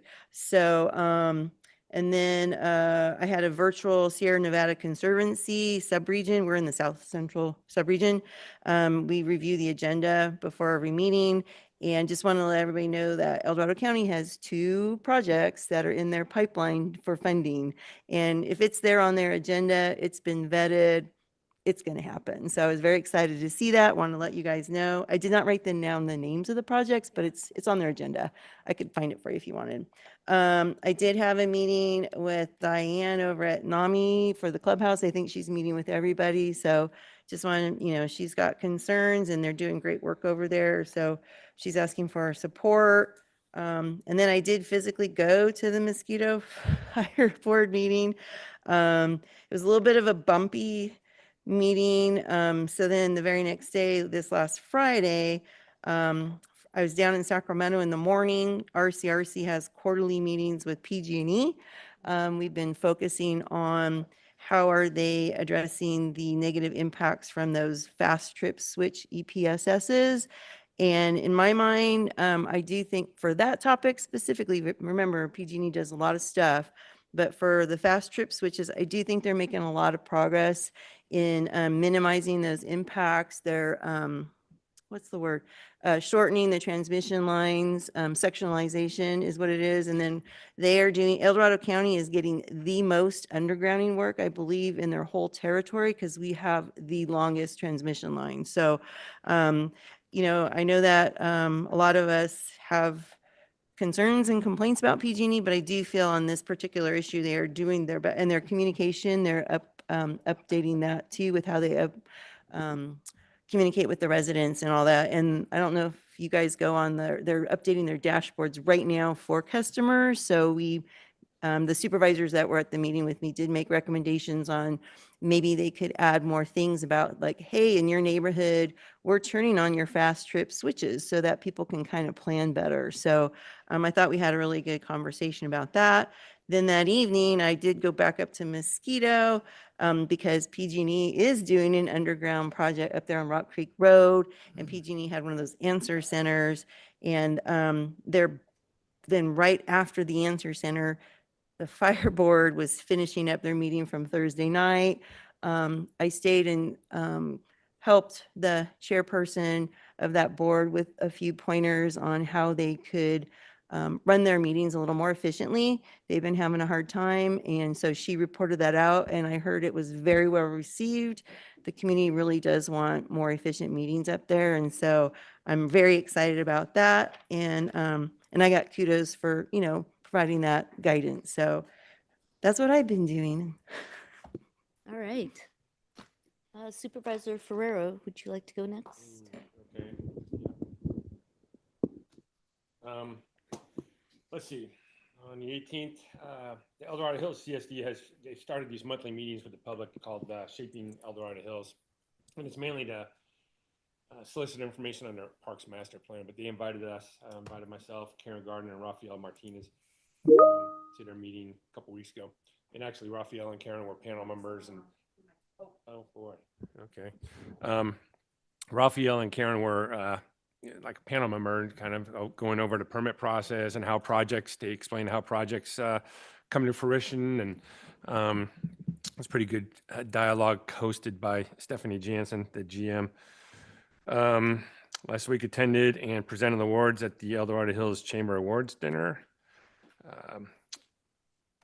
Chair Lane and I had a 2x2 with the El Dorado Hills CSD. Last week attended the public meeting for the Costco that was hosted by the county and Costco, and it's a pretty good turnout at the Cameron Park CSD. Saturday night was the Battle of the Badges chili cook-off. It seemed to be a pretty successful event. Great turnout, pretty good chili, and I was fortunate to be a judge. It was fun. A reminder for tomorrow night here in this room is the West Slope VHR public forum starting at 5 o'clock. And then, as Kelly Nalavaya mentioned, on the 26th, you all know her son was a victim of fentanyl and by ingesting it by mistake, and he was killed along with 2 of his friends up in Alaska. And so Kelly, she hosted a meeting, or she organized a meeting in El Dorado Hills, a town hall. And as she said, it was extremely successful, very informative, very emotional. She brought in a panel of mothers called Angel Moms who are in this region, and they've all lost kids, 15 years to 27 years old. None of these kids were drug addicts. They all ingested fentanyl by mistake, whether it's by marijuana or they thought they were taking Adderall or Xanax, something like that. And it's just a grim reminder of how deadly that drug is and how available it is. And there is an epidemic of illicit pills out there that is available to anybody. And it's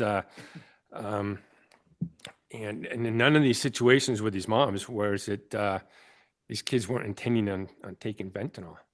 They weren't addicted to fentanyl. They were, taking Adderall to study at night. They were all in college, from high school through in college, or young professionals, all successful, all smart kids, beautiful kids. And it's just really sad stories, but it's a good event, and hopefully it brought some public awareness that as a parent, have these conversations with your kids. Make sure you're not taking pills from anybody but the pharmacist. And I think that is about it. Thank you. All right, thank you. Supervisor Veerkamp. Sure. Just to add to the homeless ad hoc committee meeting on the 18th, Placerville City was involved as well. City manager was there. There's really good collaboration, cooperation. You're probably seeing a lot more of it daily outside. And so it's not okay to live on a street and not receive services. That's the message that's going on. They're also in collaboration with HHSA going out to the business community and telling them of this gap that's going to be, but it seems like there's some good news on the horizon with some of the nonprofits for that gap time. So there's some great things going on. Or that same day, we had budget ad hoc as well, which was a presentation and understanding of what today's item was going to be. So thank you, Sue, for that, and Emma. We've had a SACOG and a general board meeting and a policy innovation meeting, the policy discussion, mainly around SB 375 rewrite. It'll be interesting to see how that bill either gets changed or stays the same or gets strengthened. There's definitely a lot in the housing component of it that is concerning, so we'll see. George and I did go to DC, but we did participate in a couple of the Zoom meetings with the Bureau of Reclamation and the Forest Service. So we did get some points across about Alder and a few other topics, so that was good. And we appreciate Rebecca carrying the torch for the rest of the week. And then this week, we've got obviously Thursday transportation coming up, so be ready. Yeah. Supervisor Turnbow. So we didn't go to DC, but we did, had conversations with what was going on back there. So, and I got a lot of points across, especially with the Forest Service. So actually, I got a call from Dave Fournay the next day. And Dave Fournay said, you made a difference. Whatever you said, things are moving forward. So I'm glad, because I talked also about the fire station they're rebuilding up in Grizzly Flat to expand it so they could even add on maybe a community center or a training facility, or use it as a emergency disaster center too, especially if we have a disaster. And then talking about the helipad, to expand that for the helicopter, because it's pretty small, that we could maybe locate it in a different spot. So they took all the information that I said, and they're moving forward with this, which is a good thing. Anyway, with the stuff, the farm bill that I talked about, the letter that I sent back, got extended for another year, made a difference, especially when it impacts our county. So right now there's grants available, like I just talked about a little bit ago with Wood Innovation Grants, about bringing a mill back to El Dorado County or retrofitting a mill, and talking about cross-laminated lumber, biomass, and all the other things. So there's $80 million of this grant. We got to apply for this. We got till the 22nd of April to do this. So we need to act on it now. So some good things are happening right now. And, forcing that to come back, because I talked about we need to beautify our forests again. When I sent the letters back there, they're acting on it. So things are going good. They really are. Especially we got good partnership with the Forest Service. Dave has been he's been great. He really has. And Lori knows that too, because she's met with him too. So things are going good. They really are.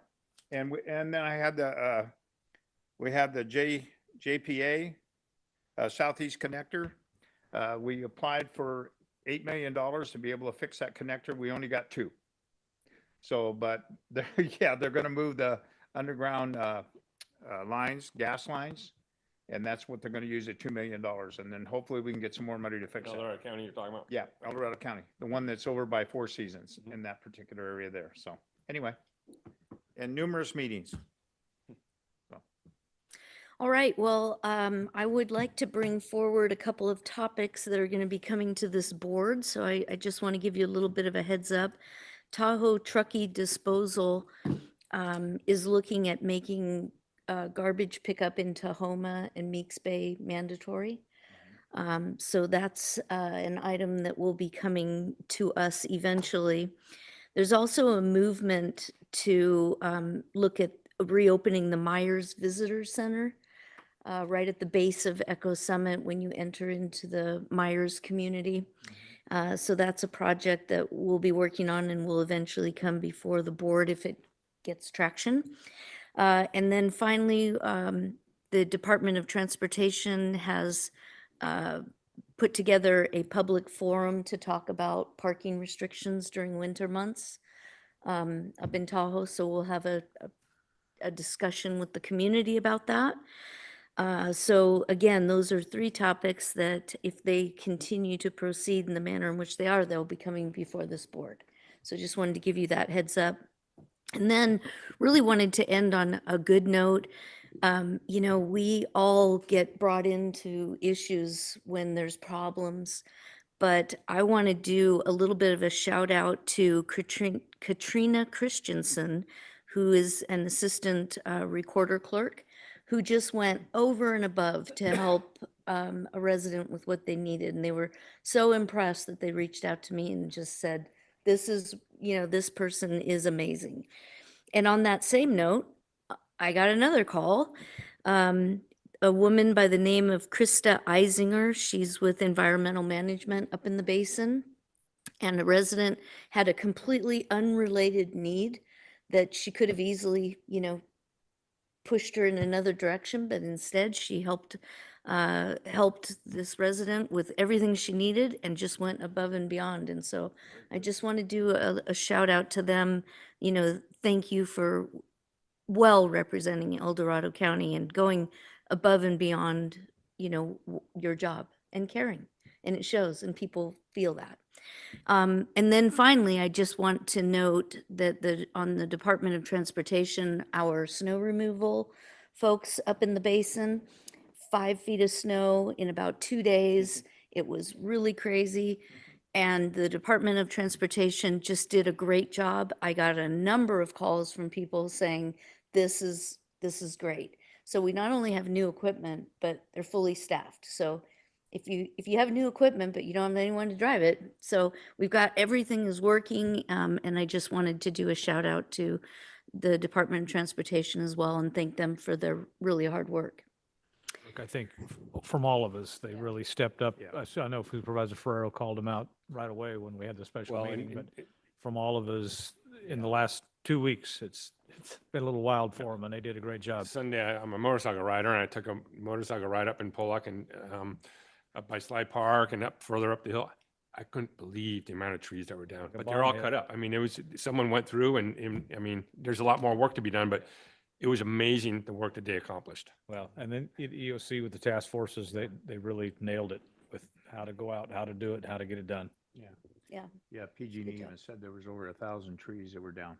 Easily. Issues, yeah, that they had to deal I've with. never seen that before. Yeah. In the history of living up here, I've never seen that. And So, we saved the kids.